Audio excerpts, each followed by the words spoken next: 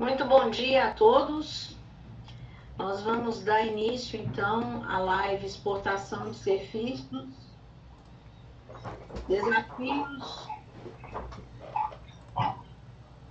Desafios e Oportunidades. Oi, professora. Bom dia. Oi, eu lhe escuto perfeitamente, tá? Ok. Tudo certo aqui. Então, agradecer a presença de todos que estão na sala. Nós já estamos em 46. Eu sou a professora Maria da Piedade Araújo, professora da UniOeste, campus Cascavel. Estou coordenadora do PRIEX, Núcleo Operacional de Cascavel, e é com imensa satisfação que hoje nós recebemos o Lisandro Vieira, que vai aí nos presentear com essa temática tão importante nesse período tão inesperado por todos nós, né? Mas estamos vivendo.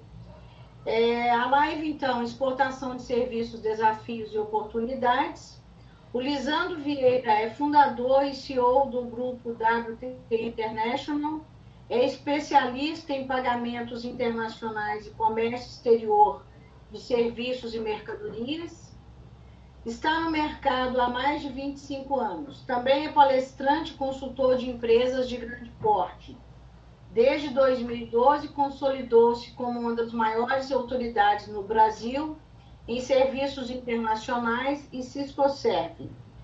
Nos últimos anos, se especializou na internacionalização de startups e empresas de tecnologia e serviços, com conexões e experiências no Vale do Silício.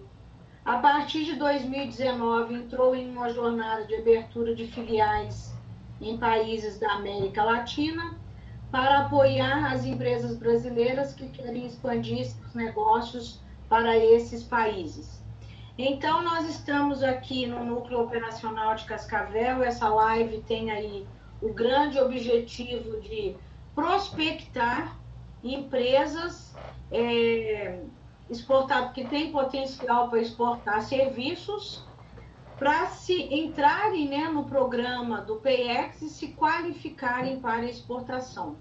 Então, mais uma vez, Lisandro, muito obrigada pela sua disponibilidade de estar aí nos ajudando nessa empreitada, nesse período aí tão conturbado que estamos vivendo, mas eu acredito que todos nós estamos aprendendo muito nesse período. Então, eu passo a palavra para você e você tem ali todo o tempo para fazer a sua exposição. Bom, obrigado, professora. Perfeito, muito obrigado aí pelo convite, tá? É uma honra poder falar para as empresas ou já apoiadas pelo PEX ou principalmente para prospectar empresas para o PEX aqui nesse grupo, nessa sala de Cascavel.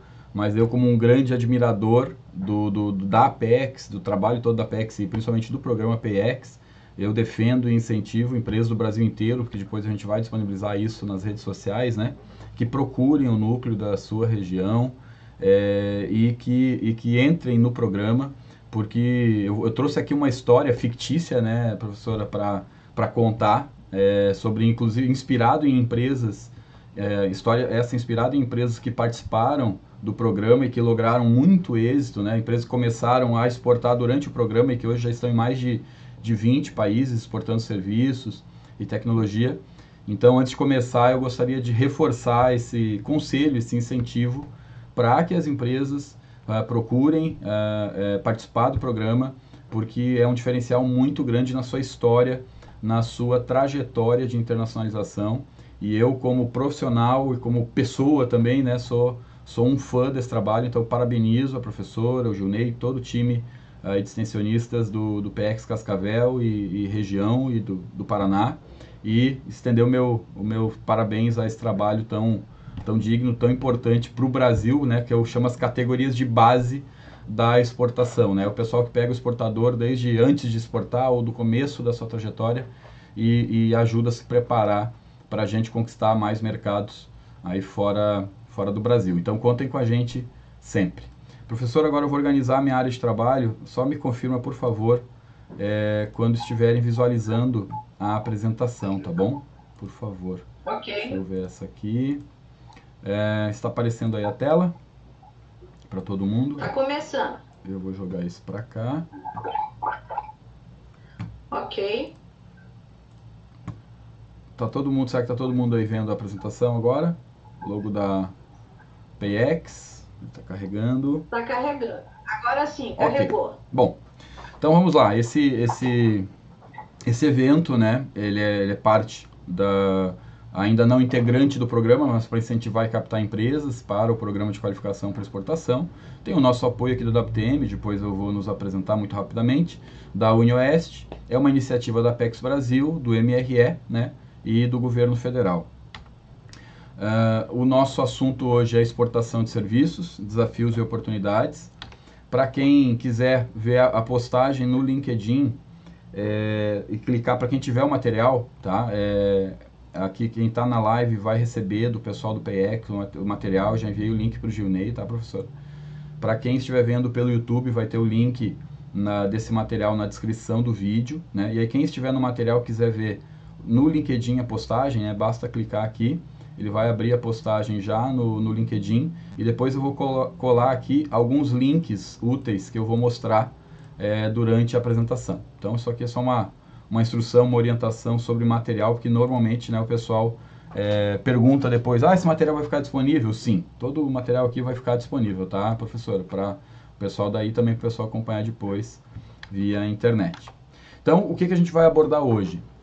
Eu vou contar uma rápida história aqui, fictícia, né, de empreendedorismo, mas obviamente inspirado em fatos reais, em mais de um caso real de empresa exportadora de serviços que começou a exportar durante o programa, né, do PX, atendendo a pedidos do time, né, de extensionistas do PX Cascavel. A gente vai falar sobre formação de preços, formas de pagamento e recebimento, Cisco-Serve e certificações internacionais. Professora, como eu estou sem retorno, assim, né, eu peço que se eu me estender em algum tema, ou se tiver alguma dúvida, ou se o pessoal for fazendo perguntas e a senhora ou o Gilney forem fazendo a curadoria das perguntas, podem interromper durante a apresentação, tá? Eu prefiro, inclusive, transformar isso mais num diálogo do que num monólogo, tá? Eu vou ir contando história aqui, falando, mas a qualquer momento fique à vontade para interromper, tá bom? Ok. Por favor. As perguntas, Uhum. tá?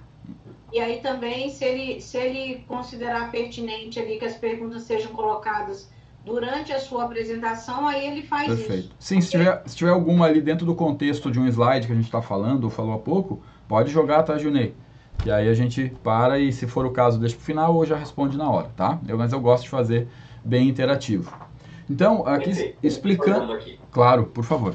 Explicando aqui muito rapidamente, gente, o que nós fazemos, né? Peraí, a professora falou do Lisandro ali, né? Qual o nosso papel e a nossa trajetória profissional. Me colocou bastante responsabilidade, mas tudo bem, esse é o nosso trabalho. Mas na WTM, o que a gente faz, né? Nós somos parte da história aqui que eu vou contar, porque a gente também está numa trajetória de exportar serviço e de internacionalizar. Então, nós trabalhamos normalmente com o Growth Hacking, né? Com o International Growth Hacking, que é basicamente hackear o crescimento ou acelerar o crescimento internacional. E o nosso trabalho normalmente é mais focado na parte fiscal, legal, cambial e tributária, que é uma parte que apresenta muitos desafios. Então, normalmente a empresa cuida da parte de vender e entregar, né, para os seus clientes, e a gente cuida mais assim dessa parte burocrática que dá trabalho e boa parte das empresas tem dificuldade em fazer, né? E o nosso propósito é ajudar as empresas a crescerem no exterior com rapidez e segurança. Contando poucos dados da gente, né, nós somos especializados em tecnologia para comércio exterior. Fomos pioneiros no Brasil nos temas Cisco-Serve, já ajudamos mais de 3.800 empresas a declarar para o governo, já temos mais de 1 milhão de lançamentos, cerca de 14% de market share dos exportadores e importadores de serviço do país, né, fizeram ou fazem essas operações através das nossas plataformas. A gente é o maior produtor de conteúdo sobre o tema no país. Temos solução completa, né, de compliance e solução completa de pagamento internacional para prestadores e tomadores de serviço. Mas vamos direto lá então. Professora, já trazendo aqui para o contexto do PX, né? Eu fiz uma provocação aqui, uma perguntinha. quantas regras, você que é prestador de serviço, que está planejando exportar serviço, exportar tecnologia, né? Quantas regras você precisa saber para exportar serviços para outros países, né? Imaginando aí a quantidade de mercados que a gente tem pela frente. Eu faço uma provocação. Inicialmente, apenas uma regra, de que o PX pode te ajudar. E acredite, pode ajudar bastante, desde o planejamento da inserção no mercado internacional, pesquisa de mercado, formalidades, preparação para a proposta, enfim, tudo que é necessário para dar um passo certo, para dar um passo mais seguro nesse processo de internacionalização. E aí eu vou contar uma breve história de empreendedorismo internacional. E aí já aviso, né, gente, que qualquer semelhança com a realidade será mera coincidência. Eu peguei aqui uma dupla, tá? Porque normalmente é difícil alguém empreender sozinho, são poucos casos de sucesso de pessoas que fizeram sucesso sozinhas, né?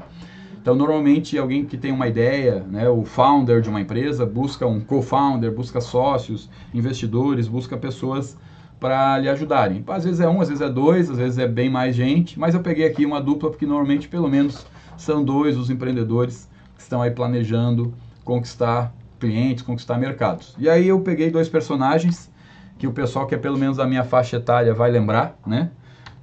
São o Pink e o Cérebro.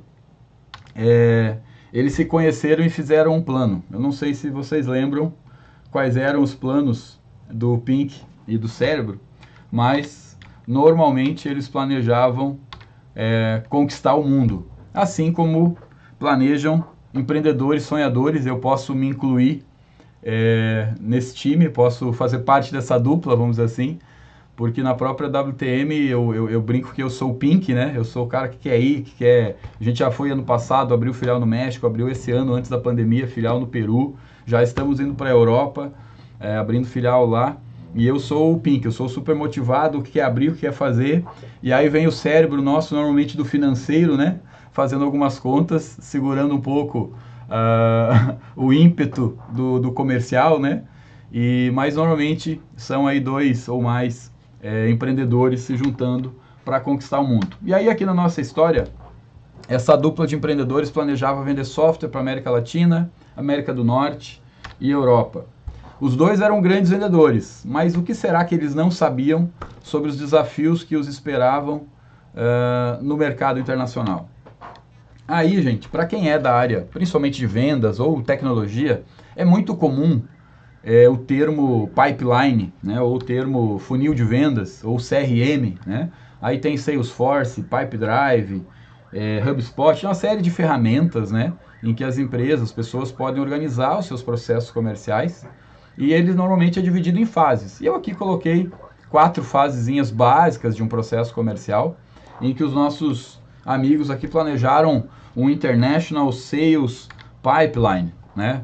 Pronto, agora eles estavam preparados para conquistar o mundo. A partir de alguns contatos, de alguns amigos, normalmente a gente tem uma rede, né, de amigos e vai formando parceiros em outros países, e aí as oportunidades começam a surgir. E aí os nossos amigos começaram a mandar propostas para os seus leads, evoluir nas negociações, e agora eles podiam dominar o mundo, certo? Só que aí eles chamaram a atenção do mundo, de repente o mundo veio e deu na cabeça deles, com uma série de desafios. E aí, gente, eu coloquei nessas 4 etapas para tentar deixar claro alguns dos obstáculos que vão surgir. Para quem já começou, já sabe do que eu estou falando, vai se identificar, porque conforme as oportunidades vão surgindo, né, os nossos empreendedores vão se empolgando, mas começam a surgir os desafios. Alguns clientes começam a discutir termos de contrato, outros exigem documentos, às vezes, antes de pagar, no caso, mesmo depois do software estando instalado. E aí os nossos amigos empreendedores começam a sentir que estão andando em círculos. E aí, de repente, é hora de pensar, né? De pensar em soluções. E aí uma solução, gente, de preferência para ser adotada antes de ir para o mercado internacional, é preparar os vendedores, preparar o time de vendas, né, para fazer propostas para diferentes países que têm diferentes realidades tributárias, né?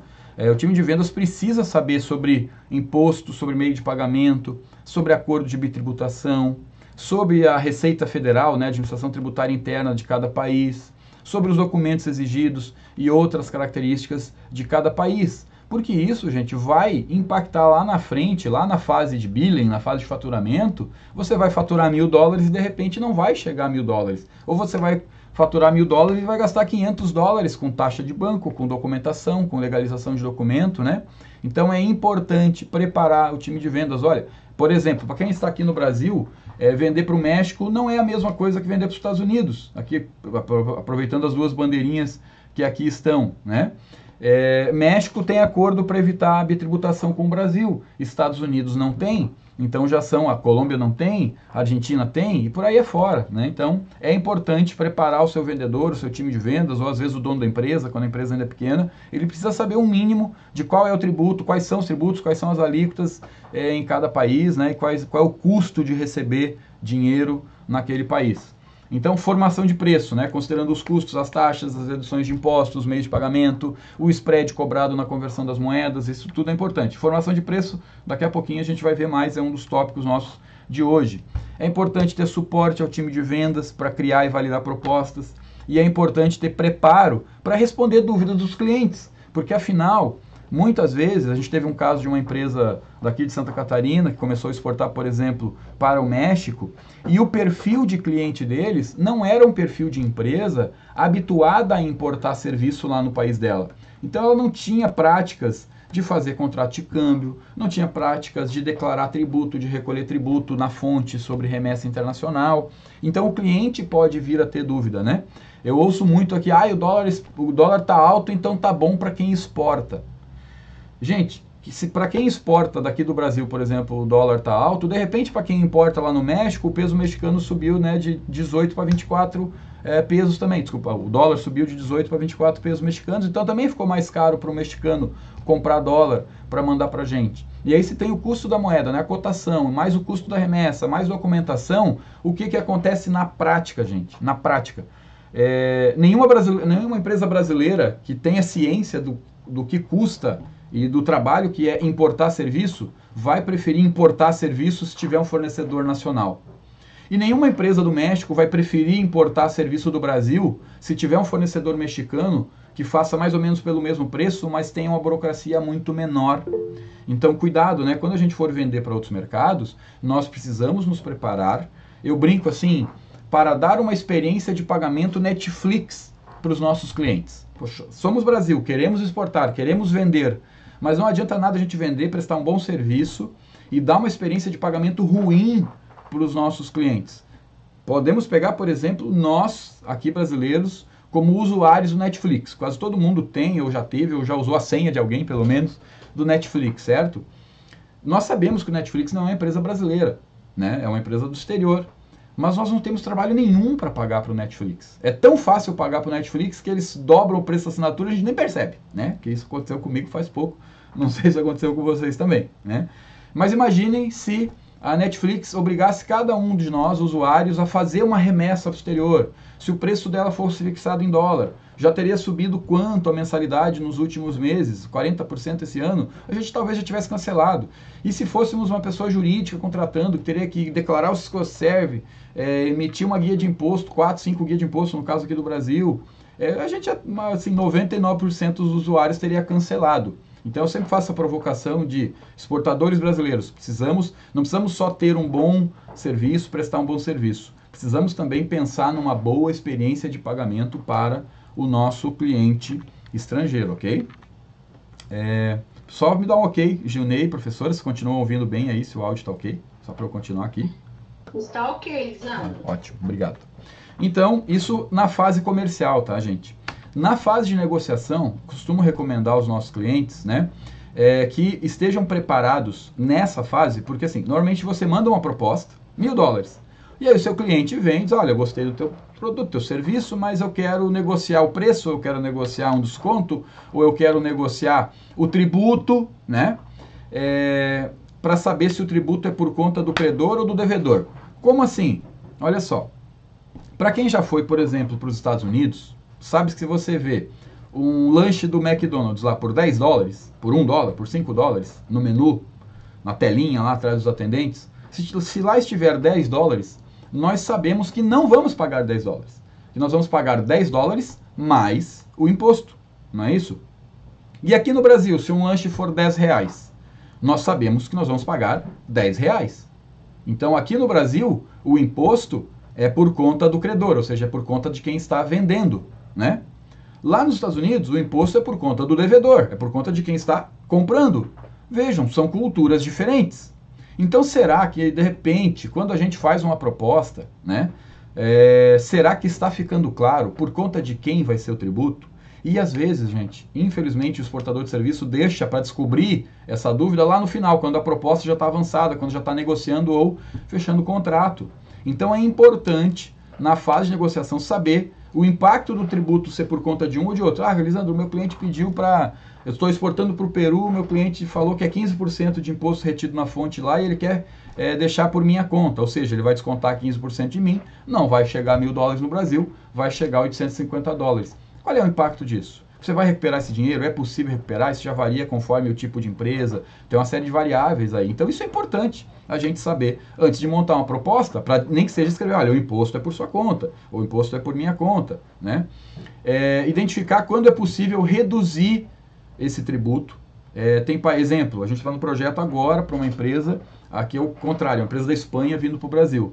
Mas a alíquota de imposto de renda, no caso da Espanha, cai de 15 para 10. Né? Então a retenção na fonte, quando houver, é pelo menos 33% menor, né? Porque é 1/3 do imposto a menos, é de 15 para 10%. Então é importante saber se dá para reduzir o tributo, se em algum caso dá para evitar a retenção na fonte, e tem decisão do Supremo Tribunal Federal bem recente, agora de poucas semanas atrás, falando de casos específicos em que não era necessário, não se aplicava a retenção na fonte, né? Ou se for o caso, não der para reduzir, ou der para reduzir, mas for obrigado a reter, como é que a gente faz num lado ou no outro para recuperar esse imposto retido? Gente, tudo isso é importante que esteja visto, de preferência antes da gente fechar negócio e, se possível, antes até mesmo da gente fazer uma proposta. Então, por isso, da gente fazer contas, da gente se planejar, e aí tem ali o Pink fazendo, o cérebro fazendo conta e o Lisandro, quer dizer, o Pink ali pulando feliz que agora ele está mais preparado para dominar o mundo, né? Então, vamos agora para a fase de contrato. Normalmente, gente, é comum, né, contratar, é importante, reforço também que é importante sempre a presença de um advogado, de um escritório jurídico ou de um jurídico interno, aí dependendo do tamanho da empresa, mas é importante, gente, que o jurídico da empresa tenha uma boa leitura de venda internacional, de contratos internacionais, de impostos, de acordos internacionais. É importante que o contrato preveja essas cláusulas, e mesmo um bom contrato prevendo essas cláusulas, é comum o cliente questionar ou rejeitar cláusulas que deixem o imposto, por exemplo, todo por conta do cliente. E na prática, e aí às vezes o vendedor ou até o diretor da empresa, na ânsia de fechar o contrato, vai lá dar um aceite naquela cláusula, e aí o que vai acontecer lá na próxima fase, que é a fase de faturar e receber, ele vai receber menos dinheiro do que ele tinha feito contas, do que ele planejava. Então é importante, nessa fase de contrato, a empresa ter primeiro um bom contrato internacional, né? E depois, durante a discussão desse, porque assim, é muito difícil, né? São raros os clientes, aqui pelo menos no nosso caso, que aceitam 100% das cláusulas do contrato. Então sempre devolve um questionamento do jurídico deles e a gente joga para o nosso jurídico aqui internacional para validar aquela cláusula, ver se eu posso dar um aceite. Aqui eu estou falando de coisas que acontecem conosco praticamente todos os dias, tá, gente? E aí, nesse momento de fechar o contrato, a perda financeira pode ser muito relevante, né, gente? Eu já vi casos de empresas que já estão um pouco maiores, que tem bastante vendedores, e que aí o vendedor vai lá para fechar a meta do mês, para garantir a comissão, ele vai lá e fecha, aceita. Olha, perdi 15% da receita. Mas qual é a empresa que tem 15% de margem para abrir mão, por exemplo, por causa de um tributo que ficou por conta da empresa, sabe? Enfim, são pontos a serem considerados antes de se fechar um contrato. Gilney, professora, o áudio está ok ainda? Vídeo, tudo chegando bem? Só para eu não ficar falando aqui só eu. Tá tudo ok. Pode okay. Falar tranquilo. Se Beleza. Der qualquer coisa, a gente avisa. Beleza. Aí chega a fase de faturamento, né? Bom, a hora mais esperada, mais importante, né? Que é faturar e, de preferência, como eu digo, receber, tá? Nós já tivemos, eu acho que eu até deixei a bandeirinha do Equador ali, porque nós tivemos já um caso de cliente que levou 4 meses para conseguir fazer um certificado de residência para enviar para o Equador, porque tinha que emitir o certificado, pegar assinatura na Receita, fazer reconhecimento em cartório, fazer legalização, fazer tradução juramentada, mandar para o consulado, pegar a assinatura do consulado, para só então que aí para o consulado tem que pagar uma taxinha de X dólares, que tem que ser valor em espécie, sem troco, no caixa tal, do banco tal, e aí só depois disso tu manda para o consulado, espera um tempo, recebe, para daí poder mandar para o cliente. Brincando, essa história levou 4 meses. A gente tem um outro cliente do Nordeste que, se não me engano, fatura para o Equador mesmo a cada 3 meses por conta da burocracia que é a emissão desses certificados. Então, assim, cuidado. Gente. Primeiro que tem solução melhor e mais inteligente do que isso, né? Claro. Mas antes, né, de fazer a venda e fechar o contrato, cuidem com os documentos que os clientes pedem, ou até mesmo com os documentos que os clientes deveriam pedir e podem, de repente, não pedir, mas depois de 4, 6, 12 meses pode ter algum problema no imposto de renda de quem está comprando ou de quem está vendendo, tá? Aqui entra um conceito de tributação sobre a renda, que não é o propósito hoje, mas até se puder anotar aí, Junei, acho que é um assunto para a gente tratar num outro encontro, né?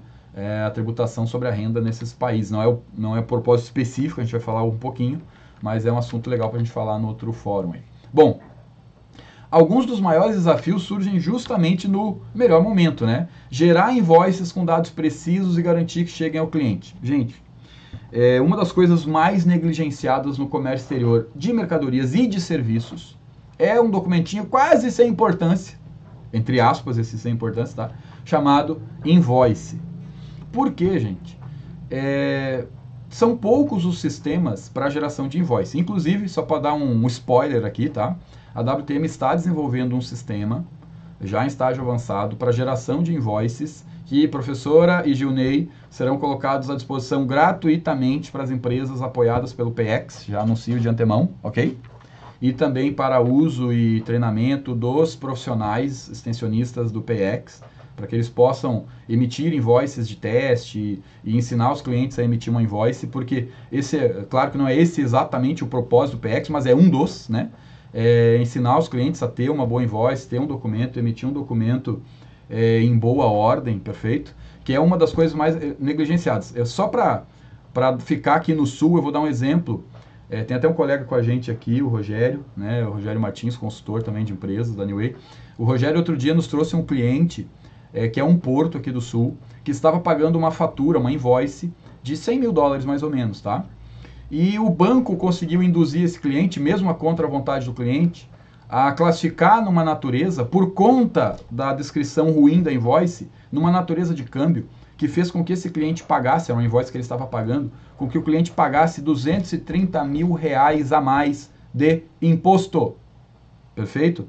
Então, cuidado com a descrição da invoice. Lá estava assim, licença do software tal, mas não dizia se a licença era para distribuir, era para usar, era para revender. E aí o banco, na dúvida, como ele é responsável também, solidário, responsável tributário, ele paga um maior imposto. Na verdade, faz o cliente pagar um maior imposto. Então, se nós aqui no Brasil colocamos uma descrição ruim na invoice, o nosso cliente lá do outro lado pode pagar mais imposto. Para ficar aqui no caso da Argentina, um outro cliente nosso que exporta software para federações, né, tipo, sei lá, tipo CBF, tipo federações desportivas, ele não tinha mudado o KNAI lá da empresa, e aí num documento que ele emitiu, saiu um KNAI de software por encomenda e não de software como SaaS ou licença de uso, e o cliente voltou dizendo, olha, esse é um dos impostos, um dos serviços mais gravados aqui na Argentina, ou seja, um dos com tributação mais elevada. E, gente, o que vai parar na mão do cliente nosso, né? No cliente de vocês, é a invoice. Então, muito cuidado com esse documento, perfeito? Outro alerta com relação à invoice, que não estava aqui no meu escopo. Gilney, se eu estiver falando demais, aí tu corta, viu, Gilney? Mas é uma coisa que a gente viu bem recente, tá, gente? Principalmente com a pandemia. Cuidado com as invoices de vocês também, tá? Quando eu digo cuidado com as invoices, agora não é com a qualidade, como é que vocês fazem para a invoice chegar para o cliente de vocês? É por correio? É por Sedex? É por Sedex não, né? Claro, mas como é que chama lá os FedEx da vida? É papel? É eletrônico? Você manda por e-mail? Qual é o provedor de e-mail que você usa? Vocês sabiam que, infelizmente, existem empresas, pessoas especializadas em fraudar invoices, fraudar pagamentos internacionais? Imagina que o Gilney estabelece 10 clientes no Equador, Gilney, e tu tá cobrando $500 por mês de cada um, e a faturinha do Gilney é sempre a mesma, bonitinha, com descrição, tudo certinho, tá, Gilney? Só que aí alguém intercepta a tua invoice. Alguém pegou um e-mail teu, tá, Gilney? Do teu pro teu cliente, beleza? Para os teus 10 clientes, e pegou o e-mail do cliente, pegou o e-mail do Gilney, aí o cara vai lá e manda, Gilney, tipo, o teu vencimento é dia 20, tá? Aí o cara manda uma invoice do Gilney pro cliente dele, com vencimento no dia 10, com 30%, 40% de desconto, só que lá nos dados bancários da invoice o cara põe dados fraudados, dados que vão fazer com que o dinheiro caia em outra conta. Então, cuidado, gente. A invoice é muito mais importante, eu posso dizer, internacionalmente falando, do que a nota fiscal, tá? Porque além de ser o documento fiscal válido para fins aqui no Brasil, tributários, para fins de pagamento lá fora, também é o que normalmente, se for um câmbio, por exemplo, que normalmente vai ter os dados bancários. Então, cuidem a invoice como quase a vida da gente, né? Então, vou parar aqui, né? Mas em outra hora a gente pode também, Juliana, anota aí, um dia falar só sobre invoice, tá bom? Depois, ó, tem dúvidas, Juliana, de como vai ser disponibilizado. A gente tem um prazo aí de mais ou menos uns 2, 3 meses no máximo, botar no ar, ele está em alpha teste. Tenho certeza que os nossos colegas, queridos amigos do PX, serão voluntários para serem beta testers da ferramenta e dar feedback para a gente, dicas de melhoria, tá? Então, conto com vocês todos aí. Vão ser os primeiros a receber, pode ter certeza. Depois eu passo, tá, Junei, para ti e para a professora, e vocês se encarregam de distribuir para o pessoal, né? Para eles nos ajudarem a testar, tá bom? Mas o propósito é justamente ajudar as empresas brasileiras a gerarem bons documentos, tá? Para os seus clientes. Outra coisa importante, gente, é o controle de contas a receber e inadimplência, que também é um recurso que a gente está preparando, não se preocupem, tá? Mas, assim, quem vende software, eu vou dar um exemplo de uma empresa aqui de Floripa, que tem já algumas centenas de assinantes do seu software fora do Brasil. E alguns clientes pagam via PayPal, via Stripe, via meios eletrônicos, e outros pagam via câmbio, quando o valor é mais expressivo, é maior, né? Não vale a pena usar esses meios eletrônicos. E aí o que acontece quando a empresa paga, o cliente paga via câmbio? O câmbio às vezes tem D1, D2, D3, tem feriado bancário, tem fim de semana no meio, e aí de repente a fatura vence dia 10, um sábado, o cliente vai pagar lá no dia 11, uma segunda, o dinheiro vai chegar dia 12, 13, e nesses 3, 4, 5 ou mais dias que leva, a empresa aqui no Brasil não tem visibilidade se o cliente não pagou e está inadimplente, ou se ele pagou e o dinheiro não chegou. Então essa é uma preocupação normalmente do contas a receber das empresas, e são coisas que também a gente orienta, ajuda, e agora está inclusive fazendo soluções para também ajudar nessa gestão do contas a receber internacional. Outro problema normal é dificuldade com canais bancários, tá? Com meios de pagamento e com erros dos clientes. Eu repito, o caso da empresa que exportou lá para o México, e que a maioria dos clientes não tinham maturidade, não tinham departamento de câmbio, não são grandes importadores de serviço, né? E aí, às vezes, o cliente erra um código SWIFT, erra um ABA Routing Number, erra um dígito qualquer. Assim como os dados de uma TED aqui no Brasil, se estiverem errados, não vão cair na conta certa, né? Da mesma forma, a gente pode perder aí um pagamento internacional por erros. Então, são dificuldades do dia a dia, né? Pedidos de cliente para pagamento moeda local. Gente, na estratégia internacional de vocês, para quem já está ou está planejando ir para fora, considerem fazer uma experiência de pagamento Netflix, como eu estava brincando antes, ou como Spotify, ou Airbnb, ou Uber. A gente sabe que o Uber também é de fora, mas a corrida a gente paga em reais, né? Então, é muito comum clientes estrangeiros pedirem para a empresa brasileira a possibilidade de pagar em sol peruano, em peso mexicano, em dólar, em euro, enfim, na moeda lá daquele país. Então, isso tem que ser não a única opção, claro, mas eu acredito, no meu ponto de vista, tem que ser uma das opções para a gente levar aos nossos clientes, tá? Para poder fidelizar. Outra coisa que acontece, gente, infelizmente, é dificuldade temporária para receber em alguns países que enfrentam, às vezes, ou uma crise política, ou uma crise financeira, ou uma crise de saúde, que agora é praticamente todo mundo, literalmente, né? Mas, especialmente a Argentina, nesse caso agora, a gente tem muitos relatos de empresa com grande dificuldade para receber naquele mercado. Alguns com medo de vender, porque não sabe se o cliente vai conseguir pagar 30% de imposto na remessa, enfim, são dificuldades do dia a dia. Outra dificuldade, a exigência de documentos pelos clientes, que às vezes é na hora de pagar, às vezes é 6 meses, 1 ano depois. Então é importante saber isso de preferência na largada, antes de começar a vender, né? Atestado de residência, apostilamento de AIA, tradução juramentada, legalização e, em alguns casos, consularização de documento, são todas coisas que podem atrasar a entrada do dinheiro no seu caixa, tá? E qual... Oi, por favor. Tem uma pergunta ali da Laura que eu acho que vale a pena você, de repente, responder de uma vez. Não. Claro. A Laura pergunta: como facilitar o pagamento ao cliente internacional de serviços? Boa, Laura. A gente vai ter o próximo slide, um dos próximos aqui, são as formas de pagamento e recebimento, tá? O Gilney já pediu, professora, para a gente tratar disso. Então a gente vai falar, tá? Num dos próximos slides, tá, Laura? Daqui a pouquinho a gente vai falar sobre opções de pagamento e pelo menos mostrar algumas, né? E aí qualquer coisa você cobra de novo se a resposta não estiver boa. Tá bom, professora? Mas daqui a pouquinho a gente já responde, tá anotado aqui. Bom, impacto desses problemas todos que a gente pode ter ao faturar ou ao receber. Basicamente, atraso no recebimento e prejuízo ao fluxo de caixa da empresa. E principalmente quem é serviço, né, gente, de startup, não tem assim um fluxo de caixa sobrando dinheiro. Normalmente está trabalhando quase alavancada, botando o dinheiro que entra, sai para investir, para crescer, para dominar o mercado. E então isso é um prejuízo muito grande, né? Atraso no pagamento das comissões do time de vendas, isso gera muita insatisfação dos vendedores. Problemas de relacionamento entre vendas e financeiro, tá? Eu repito que se tiver qualquer semelhança com a realidade é mera coincidência, né? Impacto nas metas corporativas da empresa e acaba tendo insatisfação geral de todos os envolvidos nesse processo internacional. Então fica ligado aí o sinal de alerta para todo mundo, ok? Então vejam, o sonho do Pink e do cérebro de dominar o mundo fez com que eles passassem por muitas dificuldades e perdessem muito tempo depois de ter aberto os mercados, né, estudando em detalhe as regras de cada país.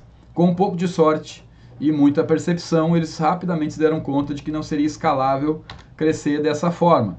Mas aí o Pink e o cérebro conheceram o PX, né, Programa de Qualificação aí para Exportação, e a história deles mudou um pouquinho, ou mudou bastante, porque eles passaram a ter um suporte muito mais robusto, né, de profissionais dedicados, incentivados aí, claro, pelo governo brasileiro, felizmente, por nós todos contribuintes, né, porque na verdade é o dinheiro dos nossos tributos que pagamos, mas esses profissionais têm um foco específico em olhar e para dentro da sua empresa, entender os mercados que você quer atingir, o tipo do seu serviço e o que você pode fazer para dominar esses mercados. E aí o empreendedor pode focar no que realmente importa para ele, que é vender a tecnologia e os seus serviços, e ter um apoio aí de um profissional, pelo menos por um tempo, e dentro de uma metodologia aí planejada pela Apex, de conquistar mercado com um pouco mais ou muito mais de planejamento e organização, com mais tranquilidade, tá bom?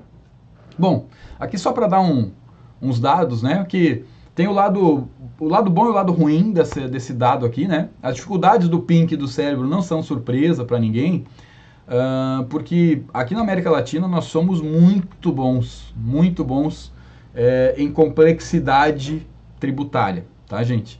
O Brasil é o melhor do mundo, né? A gente é disparado, o melhor do mundo em complexidade tributária. Então, isso é uma má notícia, principalmente para quem quer vir fazer negócio aqui no Brasil, mas é uma boa notícia para quem consegue empreender e sobreviver aqui no Brasil. Eu não vou dizer para vocês que no exterior é fácil ou que é mais fácil, a gente já foi, não é tão fácil assim, mas não é tão difícil assim decriptar, entender as regras tributárias de outros países, que às vezes a gente trabalha com 2, 3 impostos, quando aqui no Brasil a gente chega a trabalhar com 6 tributos sobre uma operação de serviço, né, internacional. Então, o lado ruim disso é sermos campeões mundiais em complexidade tributária, mas o lado bom é que a pessoa que consegue sobreviver ao cenário tributário aqui no Brasil, ela já tem um pezinho na frente aí, né, para conseguir também empreender e sobreviver, enfrentar os desafios tributários de outros mercados, tá bom? Bom, agora vamos falar de formação de preço. A pergunta da Laura não é aqui ainda, Laura, é lá na forma de pagamento, tá? Então, gente, sobre formação de preço. Eu não sei se vocês já deram um Google aí sobre formação de preço de exportação. Vem 5 bilhões de resultados de exportação, formação de exportação, de preço de exportação de mercadoria e praticamente zero de formação de preço de exportação de serviços. Porque, infelizmente, a gente tem muito pouca literatura, muito pouco material, né? Até a gente tem algumas, quando dá uma lá, palestra de exportação de serviço, tem algumas no Google, lá na primeira página, que são palestras nossas, algumas com materiais e tal, né? Por isso que a gente quer também divulgar alguns vídeos dessa natureza, para ajudar as empresas. Nós estamos acostumados a fixar preço do serviço, aqui no caso do Brasil, para o mercado interno, levando em conta os custos de entrega, produção, comercialização, tributo interno, etc. Mas quando a gente fala de cenário internacional, a composição do preço de exportação deve considerar outros elementos, né?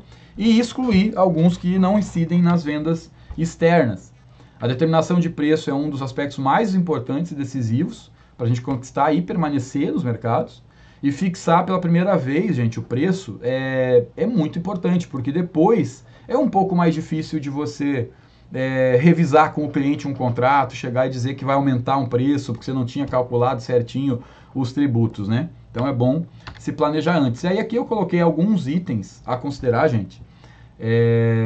Claro que durante o programa do PX, né, só lembrando que essa aqui é uma reunião para a gente incentivar, estimular as empresas a buscarem apoio do programa, né, do PX, mas aí durante o programa, aqui teve um exemplo do programa de Santa Catarina, do pessoal de Joinville, que a gente explorou isso numa dos trabalhos, né, foi bem bacana esse trabalho, então eu resgatei alguns tópicos que são importantes e que durante o programa, claro, o pessoal do PX vai explorar melhor com as empresas, mas entender as desonerações tributárias no Brasil e as suas condições, por exemplo, a gente, quando que a gente tem direito a não pagar o ISS ou a creche PiscoFins, por exemplo. Outra coisa a considerar é a forma de recebimento e taxas de intermediação, por exemplo, exemplos de PayPal, cartões, câmbio, criptomoeda, para quem for usar. Eu até deixei um sitezinho aqui para falar depois, mas já antecipando. Pegando aqui, tarifas PayPal. Nada com PayPal, tá, gente? É todos muito parecidos, né? Aqui no Brasil a gente fala muito da maquininha, quando é loja, né? A loja tem maquininha do PagSeguro, Safra Pay, não sei quem Pay, né? PicPay, etc. Mas quando se fala de eletrônico, normalmente são meios eletrônicos de pagamento. Então veja, aqui no Brasil, esse provedor cobra 4,79% de intermediação e na venda internacional cobra 6,4%. Então esse 6,4% tem que estar considerado no seu preço, né, na hora de formar o preço que você vai cobrar do seu cliente, porque é 6% só no meio de pagamento. E aí? E os outros encargos, etc., né? Temos que considerar, gente, a tributação local no país de destino. Mas lá no meu país de destino é IVA, é IGV, é VAT, e lá não tem porque eu sou domiciliado no exterior. Mas, gente, o cliente lá fora, às vezes, ele precisa de uma comprovação, ele precisa saber se realmente você é domiciliado no Brasil, vai impactar em documento, e se não tiverem satisfeitas as condições para ele não tributar aquele imposto no país dele, ele vai acabar tributando ou guardando ou descontando de você. Então, cuidado na hora de formar preço, que não é só o preço, mas também a documentação para garantir aquele preço. Outra coisa a considerar, qual é o país de produção, preparação e país de destino, fruição do serviço. Os demais países, normalmente da América Latina, falam muito em fonte de riqueza, de onde vem a fonte de riqueza. Então, assim, não, o meu serviço está todo no Brasil, não, o meu desenvolvimento está no Brasil, o meu CS, o meu prestador de serviço, está todo mundo aqui no Brasil. Não, uma parte do meu serviço eu executo localmente.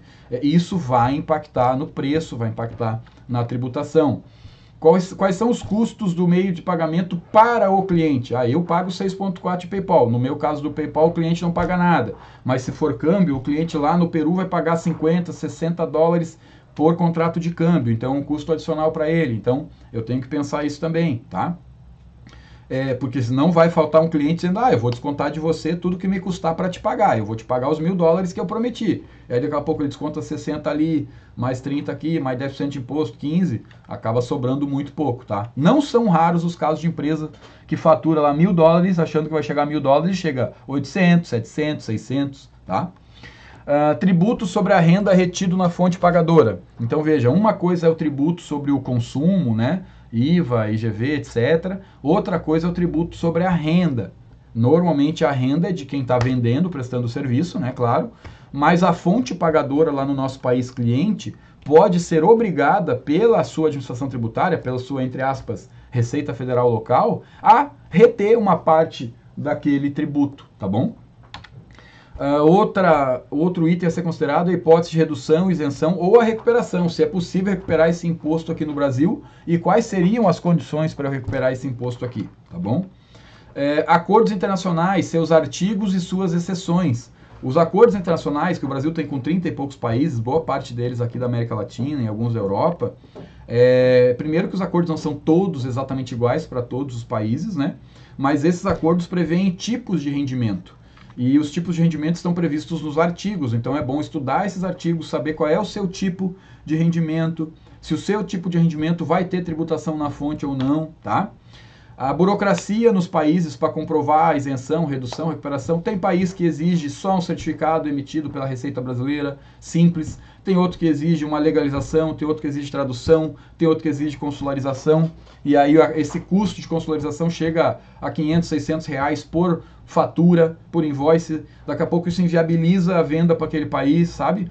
Então, tudo isso tem que ser considerado na hora de você formar o seu preço de venda, tá bom? Aí, para quem quiser saber mais, gente, sobre formação de preço, para quem tiver baixar esse material, vai ter um linkzinho aqui que já cai no nosso WhatsApp. Quem quiser saber mais sobre formação de preço, pode até trocar uma ideia com a gente está à disposição. Tem a minha assessoria aqui que atende sempre, mas respondo todo mundo, nunca fica aí ninguém sem resposta, tá bom? Depois, vamos falar agora da pergunta da Laura, tá? Formas de pagamento e recebimento. Bom, existem as mais óbvias e convencionais, principalmente para quem... se a gente quisesse hoje, se eu quiser agora, hoje, no dia 23 de junho, receber. Bom, eu pego um desses meios eletrônicos, crio uma conta e imediatamente começo a receber. Isso é ótimo. Isso é ótimo pela praticidade, né? Eu preciso vender hoje, preciso receber hoje. Eu crio uma conta na Vem. A Vem é uma das empresas que a gente conheceu, inclusive lá na Califórnia, em São Francisco, no Vale do Silício. A PayPal a gente visitou lá também, mas a PayPal dispensa apresentações, né? Stripe também está com muito uso, boa compra. eBury foi comprada agora, a maior parte dela pelo Santander, por 378 milhões de euros, se não me engano, né? Então aqui são todas empresas de meio de pagamento eletrônico que nos permitem em muito pouco tempo começar a faturar e a receber. O ponto aqui ruim é, a hora que o seu valor começa a ficar expressivo, o custo dessa intermediação começa a ficar igualmente expressivo, porque as taxas chegam a 6%, como vocês viram ali num dos sites de intermediação. Só que é o seguinte, gente, 6%, se a gente observar lá, 6% com base na moeda da transação. Então é o seguinte, se você está cobrando em dólar, 6% do valor em dólar, perfeito? Só que é o seguinte, se você vai querer trazer esse valor para o Brasil, você vai ter um spread na conversão. Eu vou mostrar um caso real de conversão aqui de spread para vocês verem o que isso representa. E, gente, eu ouvi não foi uma, nem duas, nem 10 vezes. Poxa, Lisandro, eu nunca tinha feito essa conta, cara. Sabe? E aí as pessoas acabam tomando um susto. Isso vale também para quando a gente paga via cartão de crédito, né, gente? Aqui fugindo um pouco do escopo, porque aí não é exportação, é importação, mas quase todo exportador de serviço importa a Amazon, importa e-mail do Google, do Outlook, importa, enfim, ferramentas da internet, né? E paga 6,38 só de IOF e mais 5 a 8% de spread na conversão do dólar no cartão de crédito. É a mesma coisa quando a gente está exportando, né? A gente paga uma taxa de intermediação e eventualmente mais um spread na conversão, tá? Aí depois o mais usual ainda até hoje, que é o contrato de câmbio, que para tickets acima de $1.000, aqui é uma dica, tá, gente? Uma dica. Tickets acima de $1.000 costumam não valer a pena receber ou pagar por cartão de crédito e por esses meios eletrônicos, tá? Ticket médio de $1.000 para cima, aqui é uma dica, claro que não é uma conta precisa, tá, gente? Às vezes $600 vale a pena, dependendo da taxa que você paga. Mas assim, é uma linha de corte para dizer assim, olha, provavelmente não vai valer a pena receber ou pagar por cartão de crédito e meio eletrônico valores acima de $1.000, porque a perda financeira é muito grande, tá bom? Aí vale a pena, normalmente, fazer um contrato de câmbio que tem taxas que variam de 10, 15 a $50, pode até ser menos, até zerado, dependendo do banco e do volume, tá, gente? E spreads que variam aí de 1 a 3%, então, como vocês podem perceber, bem menor que a média aí dos meios eletrônicos. E aí tem criptomoeda, que é algo que muita gente ainda tem receio, tem bastante medo, porque tem muito problema, mas na verdade tem muito mau uso da tecnologia, porque a tecnologia em si é muito bacana. Eu já fiz vários testes, já fiz transferências de pessoa física, não opero ainda com pessoa jurídica, não é por não confiar na tecnologia, mas sim por questões de regulação do Banco Central, né? Então a gente não opera por regulação, esperando aí Banco Central, CVM se posicionarem, mas eu tenho certeza que a hora que estiver regulado o mercado de criptomoedas no Brasil, gente, vai tomar conta dos meios de pagamento. Vocês podem escrever o que eu estou falando aí e me cobrem depois.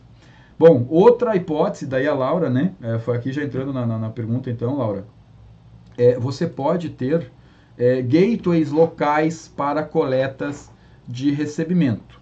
Aí a Laura vai me perguntar, mas como assim, Lisandro? Vou dar um exemplo real. Para quem assina, pena que não tem as telinhas de todo mundo, eu peço para levantar a mão normalmente, mas assim, quem já pagou Spotify, quem já assinou Spotify, quem já pagou Airbnb, por exemplo, né? Saudade de poder viajar, ficar no Airbnb, né, gente? Mas olha só, quem já pagou essas despesas aqui no Brasil foi cobrado por um gateway brasileiro de pagamento chamado eBanks, uma empresa de Curitiba, do Paraná, inclusive, Gilney, professora Piedade. É uma empresa que faz, que é um gateway, é um processador local de pagamento. O que acontece? Menos de 5% dos brasileiros têm cartão internacional. Então, menos de 5% dos brasileiros poderia pagar um Airbnb e um Spotify. E aí, o que essas empresas de fora fazem? Elas chegam aqui no Brasil, fazem uma parceria com um gateway local de coleta de recebimento em reais, e aí esse gateway, esse facilitador de pagamentos faz esse processo de remeter o dinheiro para o prestador de serviço. Então, Laura, respondendo a sua pergunta, inclusive, esse é o negócio da WTM International. A gente foi para o México, foi para o Peru, está indo para outros mercados para abrir a WTM México, WTM Peru e WTM Estados Unidos, Espanha, enfim, Portugal, os países todos. Nós estamos constituindo a WTM Peru, a WTM Portugal, etc., para que nós possamos ser uma opção, claro, né, de gateway local naquele país para coleta de recebimento de empresa brasileira. Porque uma das grandes dificuldades da empresa brasileira, além de ir lá abrir filial, contador, advogado, é ter os meios de recebimento naquele mercado. Então, nós seremos um gateway local naquele país também de coleta de recebimento, mas tem vários. Lá no México, por exemplo, tem uma rede de supermercado que quase tudo você consegue pagar no caixa daquele supermercado, né? Então, carregar celular, pagar boleto, entre aspas, né? Contas de consumo, etc. Então, cada país tem já o seu processo lá de meios de pagamentos envolvido, e aí a empresa pode ir em cada um daqueles mercados e escolher um parceiro local ou até um parceiro que opere em vários países. Espero ter respondido aí a Laura. Vejam que tem uma diferença entre gateway local para coletar recebimento, somente o recebimento, ou seja, somente o dinheiro que vem. Tem diferença para parceiros locais de faturamento, recebimento e pagamento, ok? Que seria um serviço um pouco mais amplo do que simplesmente intermediar só recebimento e mandar o dinheiro aqui para o Brasil. Também podem ser desenvolvidos parceiros locais, como alguns clientes nossos têm já em alguns mercados, parceiros que viram quase que uma unidade da empresa, aí claro, tem um contrato lá especial, mas viram quase que uma unidade de empresa que recebe e paga, vai pagar um WeWork, um escritório local, vai pagar uma comissão de um vendedor, viagens, despesas de marketing, vendas, etc. Então, empresas que começam a ter um processo mais robusto, de repente, podem precisar de um parceiro local de recebimento e de pagamento. Também mais ou menos os mesmos custos de intermediação. E uma última e não menos importante opção é uma unidade local no país do cliente, né? Para processar os próprios pagamentos e recebimentos com empresa subsidiária, coligada, filial naquele país, né? Aqui, obviamente, que não tem um custo de mercado, que vai ser o custo de cada empresa, mas o custo de abertura e manutenção. Você vai ter que ter no mínimo um advogado, um contador e custos de abertura. No México, a gente precisou contratar advogado, contratar contador. Gastamos 16 mil pesos mexicanos, o que é equivalente a mais de 5 mil reais em espécie. O cartório lá, a notaria, exigia pagamento em espécie. No Peru já foi bem mais tranquilo para abrir, né? Estados Unidos também é bem mais tranquilo do que isso, claro.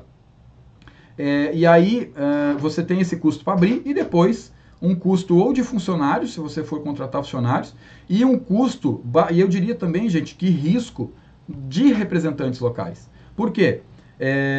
A maioria dos países, pelo menos os que eu conheci, né, o que eu fui, a legislação local permite que um brasileiro não domiciliado no México abra uma empresa lá naquele país, ou seja, a empresa pode ser constituída somente por pessoas ou empresas do Brasil, mas a lei mexicana, assim como a peruana e de vários outros países, exige que você nomeie um procurador, um representante legal local domiciliado no país. Assim como o Brasil exige mais ou menos a mesma coisa, né? Tem que ter um, entre aspas, culpado lá no país, né?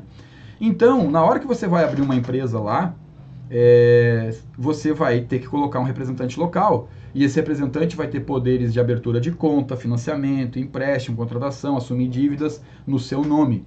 Então, abrir uma empresa em outro país pode sim ser uma ótima opção, mas também é um passo que tem que ser muito bem pensado. A gente teve um caso de um cliente num determinado país que contratou um funcionário, botou ele de sócio da empresa, de representante legal da empresa, e de repente depois esse funcionário não estava performando bem, precisou desligar ele. E aí, como é que você faz para desligar em outro país um funcionário que é funcionário, é sócio e é representante legal da empresa, sabe?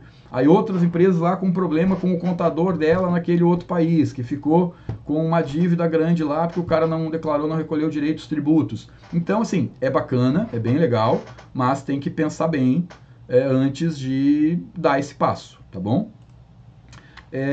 Bom, a própria WTM, como eu disse para vocês, a gente está criando filiais no exterior para ajudar as empresas brasileiras a faturar, pagar, receber localmente. Se alguém quiser saber mais sobre esse meio de pagamento, a Laura, inclusive, que perguntou, tá? Fica à vontade, vai ter o linkzinho ali do nosso WhatsApp para bater um papo depois. E aqui para dar um exemplo real para vocês, gente. Aqui é uma fatura desse ano aqui que a gente pegou de um cliente que faturou 16 mil dólares de serviços prestados daqui do Brasil. No caso, é uma empresa que desenvolve serviços de tecnologia desde daqui do Brasil. Ela recebeu por cada um desses 16 mil dólares R$ 4,52. Para a empresa foi ótimo, foi bacana. Ela recebeu 72 mil reais. Mas é nosso trabalho aqui alertar para vocês que nesse dia o dólar do Banco Central estava 4,94, tá? Ou seja, o spread unitário, e essa empresa aqui que prestou serviço, que obviamente eu não vou dizer o nome, porque não vem ao caso, essa empresa que prestou serviço não cobra tarifa de intermediação. Ela só ganha, o só entre aspas, no spread. Mas ela botou um spread de 8%. Então, a empresa brasileira que prestou serviço deixou de receber 16 mil dólares vezes 41 centavos, 6 mil reais. E na minha opinião, não sei na de vocês, porque cada um tem a sua, né? Na minha opinião, 6 mil reais é dinheiro. Já paga mais um profissional para prestar serviço, tá? Beleza? Gilney, professora, continua ok o áudio aí, vídeo, tudo bem? Vocês estão aí ainda? Tudo tranquilo. Ah, tá. Tô terminando já, Gilney, porque eu já sei que estou passando o tempo, né? Agora, uma dica extra aqui, que não estava lá no script, mas eu fiz questão de deixar aqui para todo mundo. Fatores que são determinantes, gente, para determinar o melhor modelo para a sua operação. O que vai determinar? Olha, o teu modelo de negócio, como é que você vende? Você vende projeto? É uma vez só? Você vende recorrência? Você vende SaaS, uma assinatura como serviço? Você vende serviços eventuais, consultoria, treinamento, etc., né? Então, isso é um fator determinante. Vou abrir uma filial na empresa só para um projeto? No país, né? Não, eu tenho receita todo mês, mas a minha receita eu tenho 10 clientes e o meu ticket médio é 500 dólares. Poxa, com 5 mil dólares ainda não vale a pena eu ir para um modelo de negócio, para um modelo de faturar local com empresa própria. Enfim, todas essas variáveis vão determinar o ticket médio, o número de operação, o volume financeiro total, a maturidade do teu cliente lá fora, do teu mercado, né? Tem país que não tem cartão de crédito, tem país que não tem crédito no cartão, tem país que o câmbio é mais difícil, enfim, cada país é uma realidade diferente, tá, gente?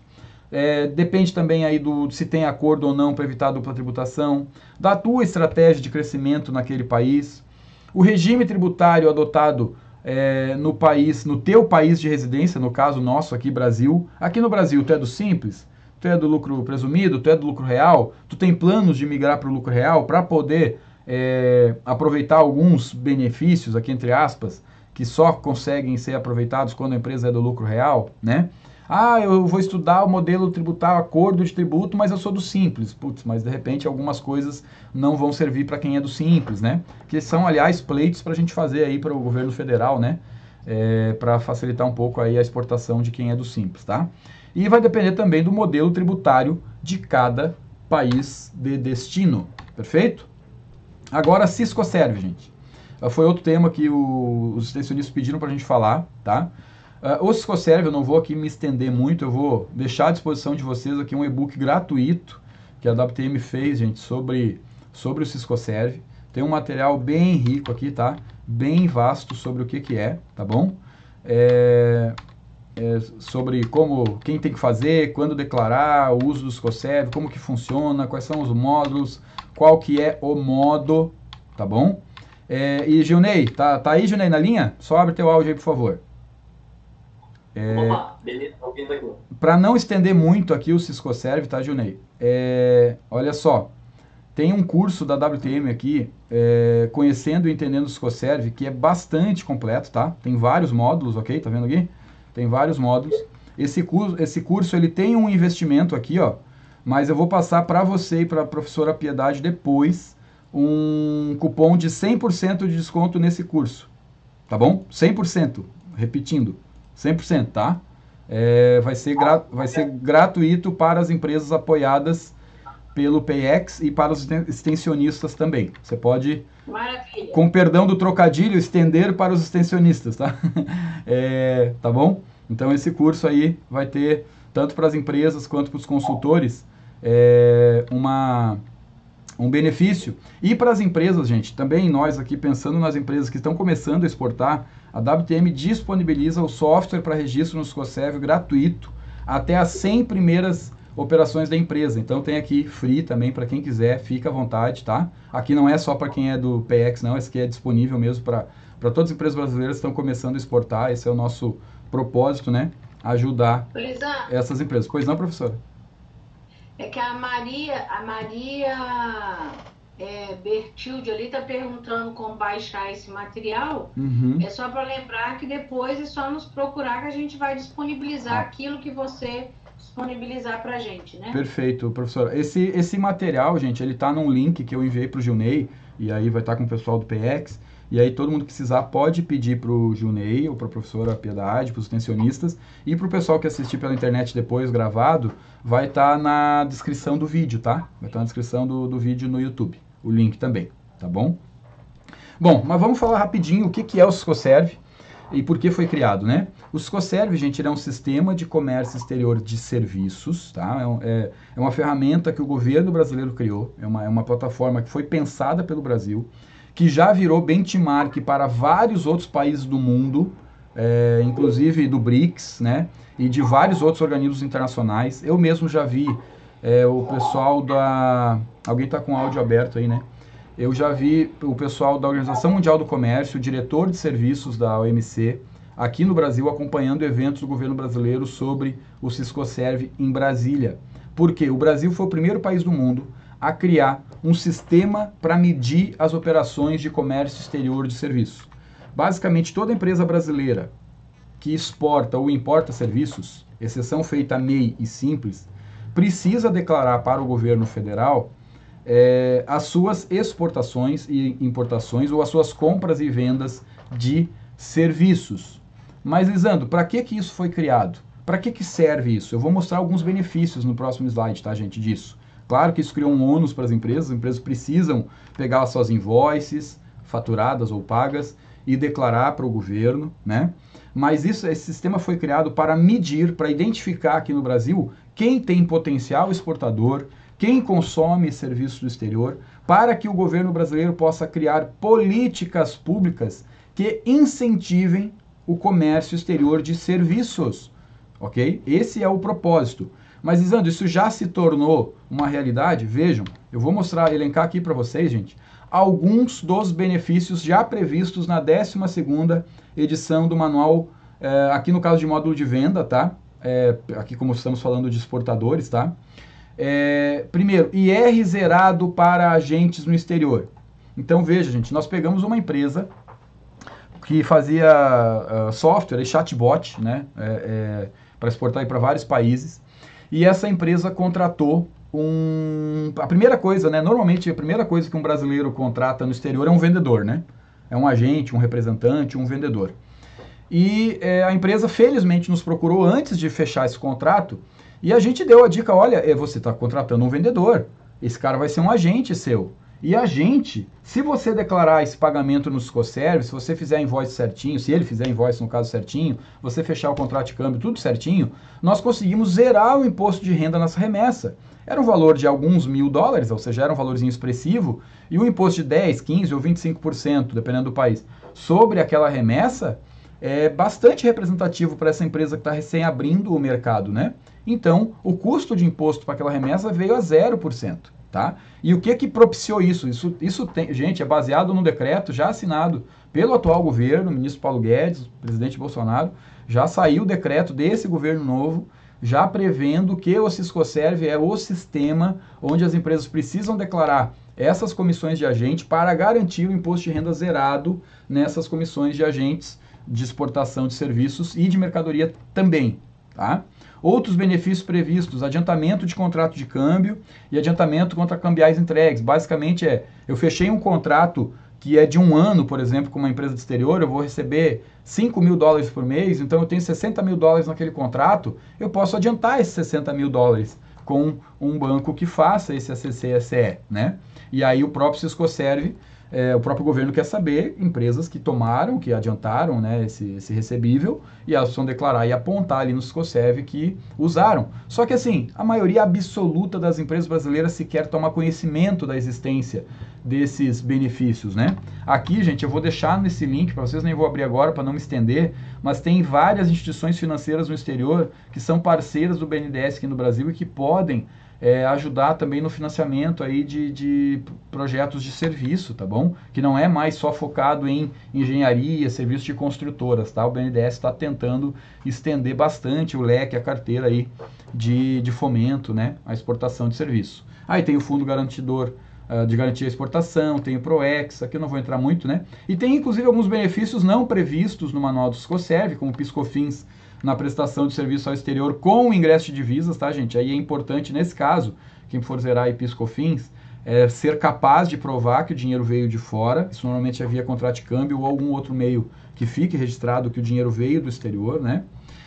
Também tem o imposto sobre serviços, né, municipal na exportação de serviços. Eu sei que existe toda uma discussão jurídica, judicial, o que é exportação de serviços, que várias prefeituras têm muita dificuldade em entender, ou às vezes não é de entender, é de aceitar, né, que aquele ISS não é devido, mas eu soube ainda em março, antes de parar o Brasil, gente, eu soube da SESEX, do secretário Lucas Ferraz, que já tem um projeto de texto legal definindo melhor o conceito de exportação de serviço para ser submetido ao Congresso e facilitar, amém, Senhor, para quem tem fé, né, amém, nós precisamos muito disso, né, para facilitar aí a definição legal do que é exportação de serviços, que eu não vou entrar no mérito aqui, mas Gilney, se quiseres anotar aí de novo, é mais um tópico para a gente abordar num outro encontro, né, qual é o conceito legal, etc., de exportação de serviço. Tem parecer normativo da Receita, inclusive se pronunciando sobre para ela o que é.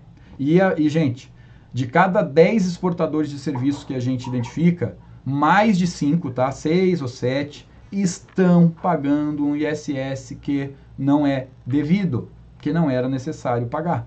É, inclusive, inconstitucional tributar a exportação, seja de mercadorias ou seja de serviços, tá bom?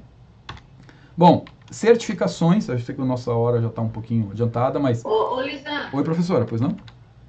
Que tem uma pergunta ali do César, que eu acho que vale a pena você já... Não sei se é bem uma pergunta ou comentário, mas ele coloca: Lisandro, em relação à desoneração, como está o entendimento jurisprudencial? Estou com dificuldade de convencer a prefeitura da minha cidade, mesmo que o resultado seja apenas verificado no exterior. Excelente pergunta, César. É exatamente, muito boa percepção, professora. A pergunta dele tem tudo a ver com o que eu estava falando aqui nesse slide, tá?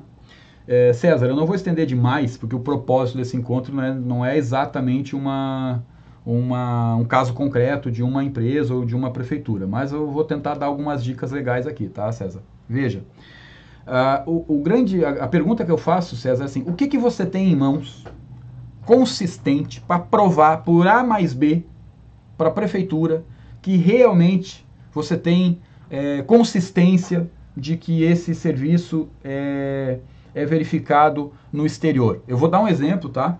de um cliente que desenvolve um aplicativo para celular, né? Para o celular do usuário, né? Então, assim, o usuário está lá nos Estados Unidos. A empresa que faz está aqui no Brasil. Acho que assim, não tem coisa onde o uso é mais comprovado de que o resultado se vê no exterior do que o usuário no exterior, com o celular dele no exterior, usando o software, o aplicativo no exterior, né? E ainda assim a prefeitura desse município e desse cliente insiste em cobrar esse tributo, tá? E o próprio contador, César, não sei se é contador ou não, e os contadores normalmente são os profissionais mais próximos do nosso trabalho, da gente aqui na WTM, né? Mas o contador tinha aquele receio normal, tradicional, conservador de contador com relação ao fisco federal, ou nesse caso, municipal. Porque o contador, na prática, César, normalmente tem poucos elementos que a empresa dá na mão dele para ele chegar lá, bater no balcão da fazenda municipal e dizer, olha aqui, ó, esse tributo não é devido. Então eu chamo atenção, César, para a fragilidade documental do processo. Mas eu vou dar aqui 5 dicas, que na verdade é uma só. Você precisa ter, César, e colegas que exportam serviço, você precisa ter uma boa invoice muito bem feita, uma nota fiscal muito bem emitida, um contrato internacional bem redigido, perfeito? Um comprovante de pagamento, por exemplo, o contrato de câmbio, se for câmbio, com uma natureza de câmbio que seja consistente, né, com o serviço que está na invoice, consistente com o KNAI, com a atividade lá da Lei Complementar 116, né, atividade lá da prefeitura, sabe? Então vamos lá, atividade da nota, descrição do serviço na invoice, natureza de câmbio no contrato de câmbio, se for contrato de câmbio, objeto do contrato entre as partes, do contrato de prestação de serviço, e por último, não menos importante, César, uma declaração no Siscoserv que seja consistente com tudo isso. Só que aí, normalmente, César, o que você tem na prática o contador cuida lá do Siscoserv, não sei quem na empresa faz a nota, não sei quem é o outro faz a invoice, não sei quem do financeiro fecha o câmbio, isso quando é câmbio, sabe? Normalmente, professora, para responder a sua pergunta do César, né? Esse processo, ele é muito fragmentado nas empresas. Normalmente as empresas não têm uma única pessoa que domine esses 5 aspectos que eu estou falando aqui. Contrato, nota, invoice, contrato de câmbio e declaração para o governo federal, porque a prefeitura não é um país, ela é um município inserido num contexto aqui federal. Nós estamos debaixo, hierarquicamente, primeiro de uma Constituição, depois de uma Lei Complementar 116 e depois, claro, ali do regulamento, do arcabouço ali municipal. Mas o município não é uma ilha dentro do país. O que a gente tem que entregar para o município para poder bater no peito, bater na mesa e dizer, não, eu tenho direito, sim, a essa não incidência de ISS, tem que ser esse kit completo aí que nos dê segurança, tá bom, César? Eu espero ter respondido aí razoavelmente a contento e ter dado algumas dicas. Qualquer coisa, César, clica no linkzinho ali quando você pegar o material, manda o WhatsApp que eu tento ajudar aí com esse teu caso específico, tá bom? É do nosso interesse também da WTM ajudar nesse processo, tá? Ok, professora? Lisandro, eu tenho mais uma pergunta. Pois não? É do Eduardo Mitros. Startups exportadoras de serviços possuem algum tipo de incentivo diferenciado? Boa pergunta, Eduardo. Assim, existem no próprio manual aqui do Siscoserv, eu até esqueci de colocar o manual, tá, professora? Mas eu vou incluir no material, como esse material é dinâmico, depois. Não, acho que o link está aqui sim. Não, o link está aqui sim. Está aqui no manual. O Eduardo, né? Eduardo, no próprio manual, eu coloquei só aqui alguns exemplos, tá, Eduardo? Mas no próprio manual tem a lista completa de todos os benefícios. E tem sim, Eduardo, alguns benefícios para desenvolvimento de software, para desenvolvimento de tecnologia, tá? Sem contar, Eduardo, claro, o Eduardo, por ser da startup, que com certeza está ligado em outros processos que não o do governo, né? De aceleração, apoio ao crescimento de startups, mas existem alguns mecanismos que não são somente os previstos aqui no do manual do Siscoserv, como aceleração e até mesmo aporte do BNDES, né? Mas tributária e fiscalmente falando, Eduardo, nós temos sim essa situação do ISS, e se comprovado o ingresso de divisas, temos também a situação do PIS e COFINS. Então já é um impacto bastante representativo para a maioria das empresas, tá? E ali no manual do Siscoserv vai ter alguns mecanismos específicos para a venda e exportação de software, tá? Aí depois, claro, dentro do programa, Eduardo, a gente vai explorar isso com mais detalhes, tá? Aqui, lembrando, é só um bate-papo rápido. Eu estou abusando da paciência de todo mundo, do tempo que o Junei me deu aí. Mas dentro do programa a gente vai explorar, tem um slide que a gente fala daí de todos esses benefícios, explora um por um, tá bom? Que mais? Deixa eu ver. Então, Cisco Serve, acho que falei, né? Agora, certificações, tá, gente? Bom, certificação, ela tem nuances muito específicas de acordo com o segmento, né, gente? Mas eu trouxe aqui, ó, e também vai ter um material do Sebrae, Funsex e da Softex, que eu recomendo que vocês deem uma olhada aqui nesse material para exportação de software e serviço de tecnologia. Repetindo, isso aqui, todos esses links eu vou colocar depois no LinkedIn, tá? Então, para quem acessar lá a postagem no LinkedIn ali, Lisandro Vieira, tá? Vai ter ali, eu vou botar aqui nos primeiros comentários aqui, eu vou colocar todos esses links, tá, gente? Então, esse e-book aqui da Softex eu achei muito bacana e ele fala um pouco também sobre certificações internacionais, mas aí eu deixei algumas aqui para comentar com vocês, mas aqui muito focado em tecnologia, porque é uma coisa que a gente está vivenciando mais, né? Mas não é, obviamente, o único tipo de serviço. Não é uma certificação internacional, mas a gente colocou aqui certificações de residência e tributação, gente, porque é o certificado que é emitido pela aduana ou pela administração tributária, no caso do Brasil aqui é a Receita Federal, que ajuda a diminuir, evitar ou a recuperar a tributação retida na fonte. Então fiquem atentos a esses certificados, também quem tiver dúvida sobre ele, troca uma ideia com a gente, tá? Também não é necessariamente uma certificação de um instituto, mas existem leis de proteção a dados, que quem for prospectar cliente, coletar dados de empresas no exterior, é altamente recomendável, né? Nós estarmos atentos a essas regulações aqui, tanto no Brasil quanto no exterior, perfeito? Aí para software existe o CMMI, o Capability Maturity Model, né, que é para medir a qualidade aí dos processos e o desenvolvimento de software e sistemas. O MPS, que é Brasil, né, é âmbito brasileiro, que foca na melhoria de processo do software brasileiro. É um modelo de qualidade de processo emitido aí pela Softex. A Softex, para quem não sabe, também é um órgão de apoio, incentivo, que já ajudou muitas empresas a crescerem, a se destacarem no cenário nacional e até internacional de software.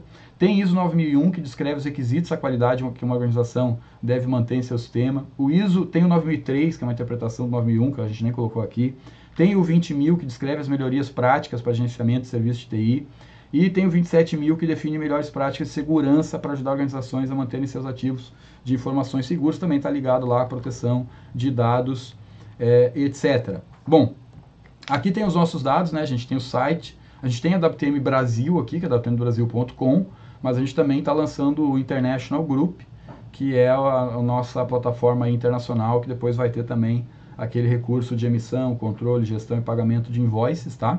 Para quem quiser saber mais sobre isso, está aqui o e-mail, né? Tem o Rodrigo Alex Martins, que é o nosso head da área internacional, que vai estar à disposição. Tem aqui o nosso telefone aqui no Brasil e aqui o meu próprio WhatsApp aqui, Lisandro, nesse número. Quem quiser pode printar aí, depois bater um papo também com a gente. E aqui os contatos do pessoal do PX de Cascavel, do núcleo, né? Então, eu reforço fortemente o incentivo para que vocês procurem empreendedores, né, empresas de serviços que já exportam, que têm a intenção, o plano de exportar serviço, que procurem o programa PX aqui no caso de Cascavel e outras cidades aí da região, mas que no Brasil inteiro, para quem nos assistir depois aí, que procure o programa aí PX mais próximo de você, porque acreditem, é uma mão na roda, é uma ajuda muito grande para empreendedores. Professor, eu tinha combinado com o Gilney de deixar alguns minutos para perguntas, a gente já teve algumas. Tem mais uma pergunta. Mas eu deixo aqui agora à disposição, só vou parar a transmissão, né? Eu vou parar agora a transmissão. Como é que eu paro aqui? Deixa eu ver, parar a apresentação. E agora vamos para um bate-papo. Ô, Lisandro, tem uma pergunta da Jussiane Lopes. Ok. Prezados, peço licença e aproveitando quanto às startups, gostaria de saber se há necessidade de normas UL para exportação. Eu gostaria de entender melhor a pergunta da Jussiane, professora, se ela puder explicar melhor o que seriam essas normas, tá? Porque fugiu aqui, Jussiane, do meu... do meu Luciane, pode abrir entendimento. o seu áudio e fazer você mesma a pergunta, por favor.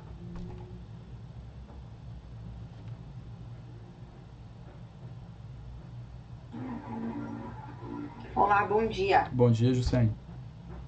Lisandro, tudo bem? Oi, tudo bem? A nossa dúvida, na verdade, nós estamos iniciando um processo de vislumbrar algo no exterior, mais especificamente nos Estados Unidos e França, e a nossa dúvida é assim, o que rege fora? Eu sei que você passou agora no último slide várias certificações, a gente precisa entender mais a fundo sobre isso. Sim. Essa norma UEL, enfim, o que rege, por exemplo, a exportação de um serviço específico, no nosso caso, hardware e software. Por exemplo, Estados Unidos e França, que seria mais o foco nesse momento. Não sei se eu fui clara com relação Foi sim, ao tipo. Foi sim, é só uma informação que eu não domino, tá, Jussiane? Eu vou precisar estudar para poder te responder. Mas tem os meus contatos, vou pegar o teu também depois. Me comprometo a estudar e passar para você, tá? Mas não é algo que eu tenha de pronto aqui na minha base de conhecimento, tá? Beleza? Professora Gilney, também mais alguma pergunta do pessoal aí, fica à vontade. E as outras pessoas também, se tiverem perguntas, claro, que tiverem alcance aqui do nosso conhecimento, fico à disposição, tá? Deixa eu dar uma revisada aqui também. Bom dia. Aí a Laura a gente falou, né? Eu acho que as que estavam ali no chat a gente conseguiu passar por todas. Ok, legal, bacana. A Shannon fez uma observação ali sobre cartão. Cartão, né? Só comentando ali, a Shannon Yoshinaga, que ela falou que operações de valores até razoáveis podem ser feitas na segurança do cartão de crédito. O cartão, para quem vende, né, gente, principalmente para startup, empresas de SaaS, o cartão, além de ser um meio de pagamento, e apesar do custo, ele também é uma forma de fidelizar melhor, de evitar o famoso churn, né, que tanto as empresas de tecnologia e de SaaS têm medo, que é o cancelamento, né. Então, claro que a gente fala aqui do custo, é meu papel falar do custo e da experiência toda do cliente, mas as empresas de software muitas vezes preferem receber por um meio eletrônico, porque dentro da experiência Netflix de pagamento fica mais fácil, claro, para o cliente pagar no cartão. Mas tem alguns mercados em que cartão de crédito não é tão difundido, não é tão assim disseminado, e as pessoas têm um pouco de dificuldade de obter ou de ter limite de crédito que comporte determinado volume de operações, tá? Aí a Maria Bertilde falou que a diferença cambial pode ser minimizada com cotações em várias instituições corretoras. Boa, bem colocado, Maria, mas a gente está trabalhando dentro de um conceito um pouquinho diferente do que cotar com várias corretoras, né? Assim, a WTM tem parceria com instituições financeiras, né? Nós viramos uma instituição financeira, inclusive, operamos também o câmbio já com instituições financeiras, só que a proposta que nós temos feito para o cliente não é o de naquele dia, naquela hora, hoje eu tenho uma fatura vencendo 23 de junho e hoje às 3 da tarde ou às 2 da tarde, ou hoje depois do meu almoço eu vou pegar as minhas 2, 3 invoices que eu tenho para pagar e vou cotar com 4, 5 bancos e corretoras para, naquele momento, buscar a melhor cotação possível. Eu lancei uma frase meio que de brincadeira, que o pessoal levou a sério num webinar outro dia, que é assim, a melhor cotação com o melhor banco no pior momento continua sendo um péssimo negócio. Então, normalmente o que as empresas fazem? Elas receberam uma fatura lá no dia 10, que vencem no dia 23, e aí elas esperam ali dia 22, 23, 21 para cotar aquele câmbio. Só que, poxa, o dólar outro dia estava 4,99, 4,98, outro dia estava 5,30, 5,40, hoje abriu a 5,22, que foi a 5,16, né? Então a gente está partindo de um pressuposto de que é melhor ter um ou mais de um parceiros que não para cotar naquele momento, mas sim parceiros que vão acompanhar a vida útil das tuas faturas, tá, Maria? Do dia 1 ao dia 20 ao dia 10, para dizer assim, olha, tu tem uma fatura que vence dia 25, e hoje, dia 23, o dólar deu uma caída de X%. Tu não quer aproveitar e travar esse câmbio, tu não quer fechar agora, tu não quer fazer um D2, D3, D1, etc., para garantir aquela cotação, né? Porque, às vezes, eu consegui uma corretora que me cobra um spread de 0,5%. Mas 0,5% na hora que tu busca. Ela não é proativa em controlar para ti, gerenciar para ti as suas invoices e ela te avisar o melhor momento.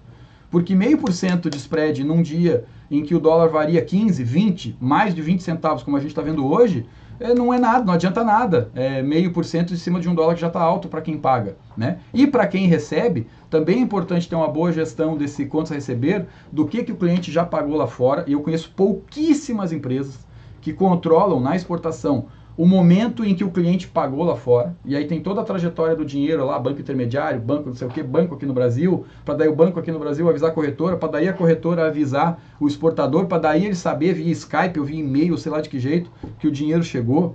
Então eu acho todo esse processo, Maria, eu acho, assim, não é o banco A ou B, ou corretora X ou Y, tá? Não tem nada a ver com a empresa em si. O nosso sistema todo de pagar e de receber, eu sonho em fazer a disrupção desse sistema todo, porque eu acho muito ruim, mas muito ruim, todo o nosso sistema de pagamento, principalmente de câmbio. Lembrando que câmbio é sistema SWIFT, que é um negócio da década, se não me engano, de 70. E a gente está em 2020 usando uma tecnologia de 50 anos.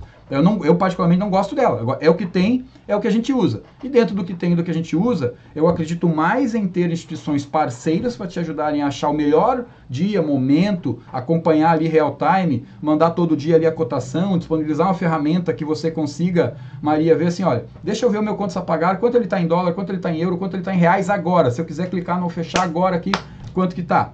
Como é que está meu contas a receber? O dólar deu uma caída hoje? Não, então hoje eu não vou realizar aqui a minha conversão para reais. Eu vou dar uma esperada a ver se sobe de novo. Deixa alguém falar alguma bobagem na imprensa lá, deixa alguém ser preso, que o dólar vai dar uma disparada, eu vou lá e realizo, né? Que o Brasil está assim agora, né? Mas espero ter comentado aí também a contento a colocação da Maria. Aí eu não sei se professora ou Junei, se vocês... Aí tinha do César, a gente já respondeu, né? Não sei se pintou mais alguma aí. Questões importantes, eu acho que seria interessante. O que é, Junei? Desculpa. No final, há alguns questionamentos lá bem importantes, 2, 3 questionamentos. Ah, legal. Falando de hedge, verdade, a Shannon e a Maria estão comentando ali hedge. Para quem não sabe o que é hedge, tá, gente? É um instrumento de proteção cambial. Você pode fazer hedge, você pode fazer câmbio a termo, você pode fixar a sua moeda para 1, 2, 3, 6 meses mais tranquilo, depois para até um ano é um pouquinho mais trabalhoso, mas dá também, tá? Então, assim, é possível a gente fixar o nosso dólar futuro, vamos dizer assim, a nossa cotação futura de moeda. E isso, para boa parte das empresas, é altamente recomendável. Só tem que ver o custo, tá, gente? A experiência que eu tive de ver clientes nossos grandes fazendo foi um custo de cerca de 8 a 10 centavos de real por dólar protegido. Você vai dizer, poxa, Lisandro, mas 10 centavos é bastante. Só que deixa eu dar um exemplo real. A gente está atendendo agora uma empresa que desenhou um projeto aqui no Brasil de uma tecnologia da Espanha, e era um projeto de mais de 100 mil euros, e a proposta foi feita em reais aqui no Brasil, para o cliente brasileiro, com um euro cotado em novembro a R$ 4,64. E o cliente brasileiro voltou para esse vendedor dizendo, cara, eu quero fechar aquele projeto lá. Ah, não, tá, só deixa eu atualizar aqui. Não tem que atualizar, porque senão tem que fazer toda a licitação de novo. E era a licitação, tá? E o dia que o cliente voltou, o euro estava a 6,20. Se isso fosse uma exportação, seria maravilhoso, wonderful, amazing. Mas no caso, como era uma importação, mas literalmente toda a margem do cara aqui no Brasil que desenhou o projeto morreu. Porque um euro de 4,64 para 6,20, pensem, calculem a diferença. Ah, Lisandro, mas eu sou exportador, o dólar só sobe, o euro só sobe. Bom, nem sempre é assim. Será que o seu negócio é exportar serviço ou será que o seu negócio é especular moeda? Então tomem cuidado, tá? Assim, existem outras formas de fazer hedge natural também, né, Shannon e Maria. A gente pode, por exemplo, teve um banco bastante grande, o maior banco brasileiro de câmbio, num contato com a própria WTM, nos ofereceu, no nosso sistema esse aí de invoice, integrar a gestão da conta desse outro banco aí, não vou dizer o nome, no exterior, nos países que ele tem contas offshore. Por quê? Porque um exportador brasileiro pode receber em uma conta no exterior, titulada pela empresa aqui do Brasil, é uma outra opção, até nem dei essa opção lá no slide de pagamentos, perdão, mas eu posso, como exportador brasileiro, receber numa conta minha no exterior, manter os dólares ou os euros lá fora e não me submeter ao spread, às tarifas de câmbio e principalmente às variações cambiais que isso representa. Então é uma outra forma de ter aí um hedge natural. Espero ter também comentado, contribuído. Deixa eu ver então, da Jussiane, ok? Da Jussiane eu fiquei devendo, tá, Jussiane? Não esqueci. Pode me mandar teu contato depois, vou estudar. Não tem como a gente saber tudo, né? Quênia, para pagamentos recorrentes de assinatura de software com ticket de $150, de que forma de pagamento você indicaria mensais? Quênia, com certeza daí nesse caso já não vale o câmbio, tá? Então, Quênia, ou esses pagamentos eletrônicos em que infelizmente as tarifas e taxas de conversão são elevadas, ou de repente, Quênia, dependendo de quantos clientes você vai ter, tá? Talvez valha a pena você estabelecer um gateway local naqueles países destino de faturamento, ou até um parceiro local de pagamento e recebimento para você. Então vale a pena. Se quiser trocar uma ideia sobre isso também, eu fico à disposição, tá, Quênia? Tem os meus contatos ali na apresentação. O Renato, obrigado, Renato, dando ok aqui pela apresentação, pela exposição. Janice Frigo, as nossas fontes de dados para serviços são maioria 2017. Tem perspectiva? Poxa, baita pergunta, Janice. Eu gostaria de ter boas respostas, né?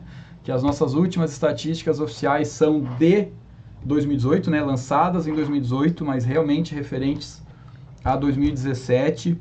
É uma pena, né, Janice, que assim, o pessoal da antiga Secretaria de Comércio e Serviços, né? Veja, nós tínhamos uma Secretaria de Comércio e Serviços debaixo do Ministério do MIDIC, Ministério de Desenvolvimento, Indústria e Comércio, que infelizmente, do ponto de vista de comércio exterior, não é uma crítica de nenhuma forma a governo, a qualquer estrutura de governo, né? Até acho que a gente tem, na minha opinião pessoal, um bom ministro da Economia, só que foram colocadas muitas atribuições debaixo do Ministério da Economia, e na minha opinião, claro, parcial aqui, de profissional de comércio exterior, eu preferia 1.000 milhões de vezes nós termos o nosso Ministério, né, do Comércio Exterior. O dia que eu tiver a oportunidade de conhecer o nosso querido ministro Paulo Guedes, vou transmitir essa dica, essa mensagem para ele, porque para nós aqui, profissionais de comércio exterior, era muito... Claro que temos a CSEX atualmente, tá?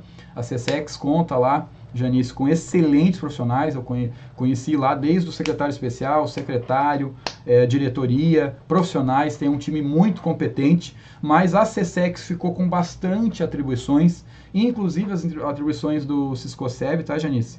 E inclusive as atribuições de produção de estatística. Só que assim, a gente tem dezenas de pessoas para produzir estatística de mercadoria, baseadas no Siscomex, e tinha muito menos que isso quando havia Secretaria de Comércio e Serviços para produzir estatística do Cisco-Serv, tá? E aí esse pessoal que fazia estatística Cisco-Serv, nessa época que você falou aí, Janice, eles foram realocados, foram para outros ministérios, outras secretarias, e no fim a gente, né, Brasil, acabou perdendo aí a sequência dessa publicação. Então, eu infelizmente não tenho nesse momento uma perspectiva, tá, de estatística de serviços, mas torço e espero ansiosamente para que tenhamos num menor espaço de tempo, mas assumo também, Janice, a responsabilidade de perguntar na próxima visita. Eu teria uma visita lá na CSEX em abril, se não me engano, para tratar disso e perguntar coisas assim, Janice, mas infelizmente também aí a pandemia nos impediu a viagem, tá? Mas a gente tinha até uma reunião com o secretário para tratar dos assuntos do Cisco-Serv. Mas quando retomar a gente volta, e eu prometo publicar no site, no blog, no YouTube, nas redes sociais, no LinkedIn ali, nosso, tá? E aí para fazer o pessoal saber das informações, tá bom?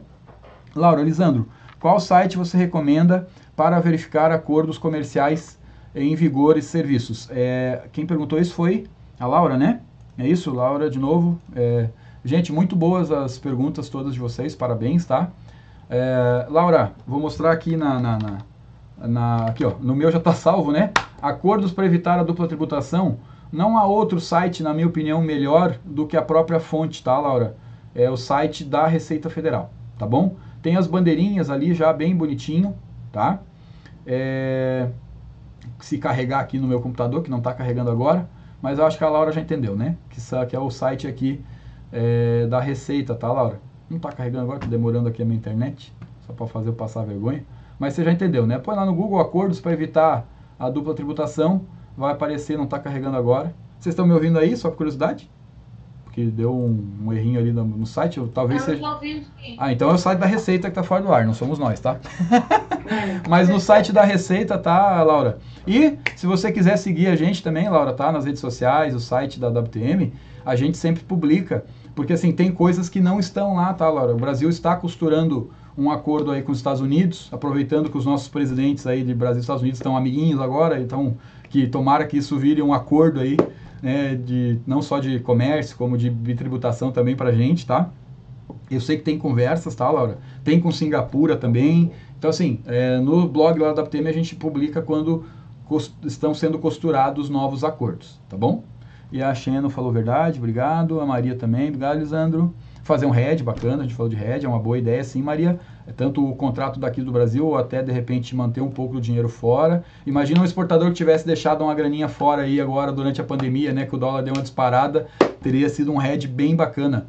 Porque aí, eu tive, Shannon, ainda falando de RED de novo, eu tive uma experiência invertida com o RED, tá? Teve um exportador brasileiro, de mercadoria, daí nesse caso, que tinha feito um RED de exportação a R$4 e pouco. Aí pensa o desespero desse exportador quando o dólar bateu 5,80. E ele tinha protegido a 4 e pouco, tinha fechado, né, fixado a 4 e pouco, né? Então, assim, tem os dois lados da moeda, né? E aí ele tá perguntando, o que acontece se eu cancelar, etc. Poxa, mas foi um instrumento que você fez com o banco, tem cláusulas, certamente vai ter custos para não honrar aquele contrato, aquele compromisso, né? Então é algo bom aí de se pensar se é melhor fazer um hedge aqui no Brasil ou se é melhor daqui a pouco manter, para quem é exportador, um disponível lá no exterior que gera obrigação de declarar antiga DEREX, SPED, etc. Tal. Não é o foco aqui. Tem obrigações também, tem que declarar no Scoserv lá um campinho que foi usado o dinheiro do exterior, mas não é nada absurdo, tá? É bem tranquilo de fazer. Aí, Kênia já foi, obrigado, Lisandro, Maria, ok. Thomas, talvez um pouco de fora do contexto, uma pergunta não custa nada. Algumas dicas de sites, materiais para a parte comercial de serviços. Sinto que os caminhos para encontrar comprador exterior de bens, por exemplo, são mais que para de serviço. Com certeza, Thomas. Bom o teu questionamento, tá, Thomas? Isso é uma realidade. Eu posso dizer assim, que a gente fala muito e a gente incentiva a procurar o Departamento de Promoção Comercial, né, o DPR, do Ministério das Relações Exteriores, certo? A SECOM, Secretaria de Promoção Comercial nos países. A SECOM presta um ótimo serviço, tem mais de 100 pontos comerciais, mas às vezes eu sinto que o exportador, principalmente de serviço, sente a SECOM e sente o MRE um pouco mais distante, e é por isso que eu acho esse trabalho da Apex, do PX tão melhor, porque ele aproxima, né, da realidade de cada exportador. Thomas, na prática, o que nós da WTM fizemos, tá? Cada país que eu estou abrindo aqui, Thomas, para nós, como eu pretendo lá no exterior ser quase que um coworking, vamos dizer assim, de empresas brasileiras, cara, eu já vou para o exterior, eu já abro o nosso filial com advogado, contador, etc., já deixo eles com um contrato de parceria para atender os nossos clientes que queiram ter empresa lá, e já estabeleço parceria com agências de marketing, com profissionais que conheçam a área de vendas do mercado e possa estabelecer canais para revenda ou para venda do serviço, né? E até agência de outsourcing, né? De seleção, recrutamento de funcionários, né? E depois de pagar na folha, modo terceirizado, por exemplo, eu no México, eu não aventuraria contratar agora lá funcionários direto na WTM México, porque os encargos sociais do México conseguem ser quase tão complexos quanto os do Brasil, tá? E aí a própria advogada nossa no México recomendou, que é uma advogada mexicana ou brasileira aqui, recomendou que a gente não contratasse diretamente, que a gente contratasse por intermédio de uma agência. Então, e aí no Peru a mesma coisa. Então, o que a gente faz, não tem assim uma fonte mágica, né, Thomas? Infelizmente, né? Para produto, como tu disse, tem vários sites que tu pesquisa por NCM, potenciais compradores, oportunidade de negócio, feira e o escambau, né? Mas para serviços nós realmente temos essa necessidade, essa demanda reprimida, né, Thomas? É até uma dica aí para a Apex, eu sei que a Apex tem iniciativas nesse sentido, mas os exportadores de serviço têm muito mais dificuldade de achar potenciais compradores, Thomas, essa realidade, do que exportadores de mercadoria, tá? Então, o nosso jeito foi, em cada país, tentar desenvolver parcerias com agências de marketing, agências de conteúdo, empresas de representação, etc.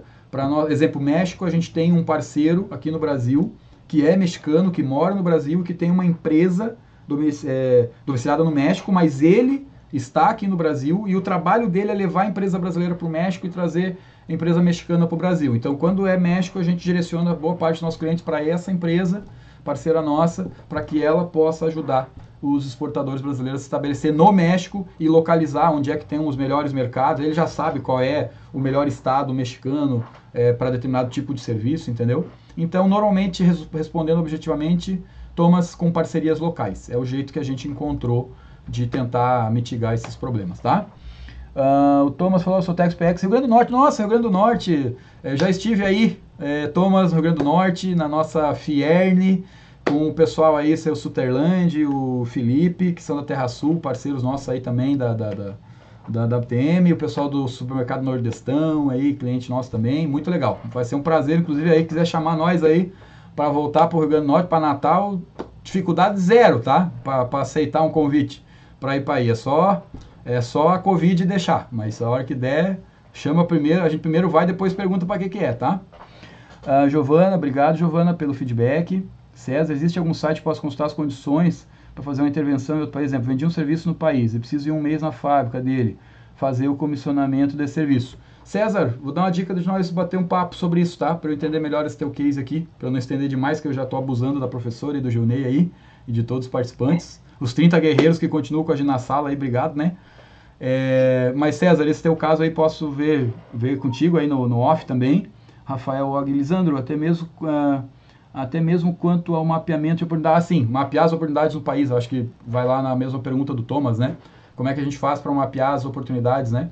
Aí, gente, bom, uma outra dica nossa. Lembrei de um legal.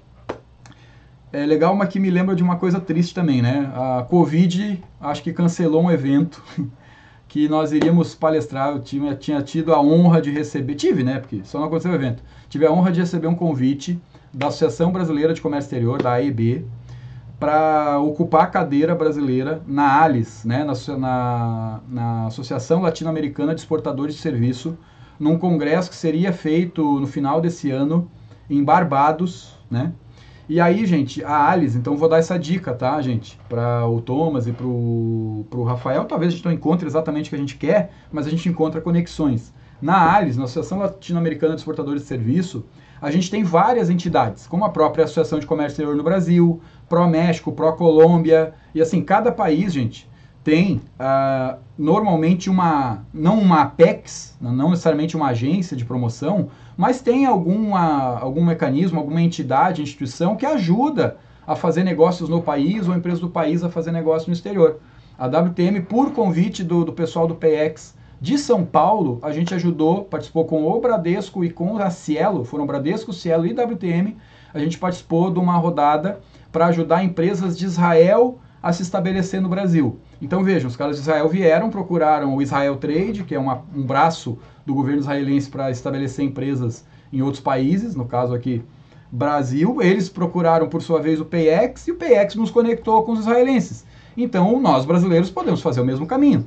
Por que não nós brasileiros procurarmos lá para a Colômbia, para o México, não sei o que, do USA, sei lá. Cada país, ou às vezes estado, né, daquele país, né, província, estado, tem a sua entidade de fomento, de incentivo aos negócios internacionais. Então a gente pode também tentar. Eu lá no México, eu fui na Embaixada Brasileira lá, falar com o pessoal que estava lá, fui muito bem recebido, fui convidado para a festa lá de setembro, com 600 empresas brasileiras que estão no México, e isso já cria, tu vai no negócio dele, já cria várias conexões, né? Então como se diz na minha terra, lá no Rio Grande do Sul, às vezes meter os peitos na água, né? E meter a cara na estrada, contra o vento mesmo às vezes, e tentar descobrir conexões, né? Outra, o WeWork, né? No próprio café do WeWork no México, surgiram oportunidades de empresas que queriam vender serviços aqui no Brasil e não conseguiam por causa da nossa complexidade tributária. Pronto, mais um potencial cliente.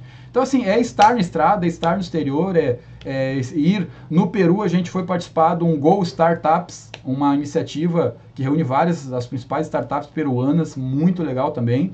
Então, gente, é conexão, é networking, não tem uma fonte mágica, felizmente ou infelizmente, né? Infelizmente porque seria bom, mas se fosse uma fonte mágica, todo mundo teria acesso.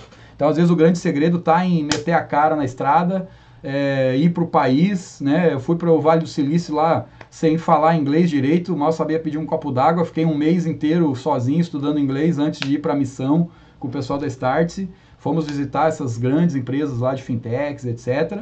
E saímos de lá muito feliz, muito contente, com muito aprendizado aí na bagagem. E já depois que voltamos de lá, já abrimos canal de câmbio. Agora estamos abrindo um banco digital da WTM para atender as startups, para atender os exportadores de serviço. Então, metemos o pé na estrada e fomos aprendendo no caminho. É mais ou menos a dica que eu posso dar, né? E aí contem também aí com a gente, com a nossa amizade, com a nossa parceria aí. Manda um WhatsApp aí de vez em quando, eu prometo responder todo mundo. Professora Junei, acho que fico aí Legal, Lisandro. Eu acho que, assim, a conversa tá assim, muito boa, mas o pessoal acho que está saindo para o almoço. Sim, já deu horário. Acho que a gente pode encerrar. Perfeito. Eu quero te agradecer demais, a sua apresentação foi fantástica. Se tivermos aí, né, a gente não conhece todo mundo que entrou aí, mas eu espero que tenham pessoas aí, empresários, né, que possam nos procurar realmente para entrar no programa PX, né? Perfeito. Acho que a sua fala foi muito importante nesse sentido, de mostrar a importância de começar o processo, ou quem já está exportando, mas se qualificar para ter esses benefícios que a gente sabe que tem, né? Então, entender bem a legislação e o caminho. Então, Perfeito. assim, em nome de toda a equipe do PX, Núcleo Operacional Cascavel, quero te agradecer muito pela sua contribuição. A gente vai ter você novamente no dia 9, né? Isso. Então, assim, nós vamos fechar aí o que você vai apresentar no nosso Iguaçu Valley aqui. Perfeito. Depois eu quero ter a oportunidade de ligar para você, claro, até para conversar com você e te explicar, né, o nosso ecossistema aqui de inovação que a gente está construindo na região oeste do Paraná. Que maravilha. Então, assim, foi muito legal, te agradecer mesmo pela sua contribuição para aqui com o nosso núcleo. Eu que agradeço a oportunidade, professora, parabenizo vocês pela iniciativa e tenham aqui no Lisandro e na WTM todo o nosso time, parceiros inequívocos para essa iniciativa, que eu particularmente sou muito suspeito, porque eu sou um apaixonado pelo trabalho da PX e pelo programa PX. Então contem conosco sempre, e esses ecossistemas de inovação, então aí eu repito, eu primeiro vou, depois pergunto para que é. Pode chamar, eu vou, e aí na hora, lá se for o caso, eu vejo para que é, e o que eu puder contribuir, conte conosco, tá bom? Muito obrigado pela oportunidade. A sua fala foi exatamente igual a do... me esqueci o nome dele, mas ele é de Curitiba, que participou semana passada. Sim. Ele falou assim, quando me falaram que era do ecossistema de inovação, eu já aceitei. Depois vi o assunto. Muito legal. Legal. Conte muito conosco. Obrigada mesmo. Obrigado, gente. E obrigado a todos que ficaram até agora conosco, tá? Um abraço e até uma próxima. Valeu. Tchau, tchau.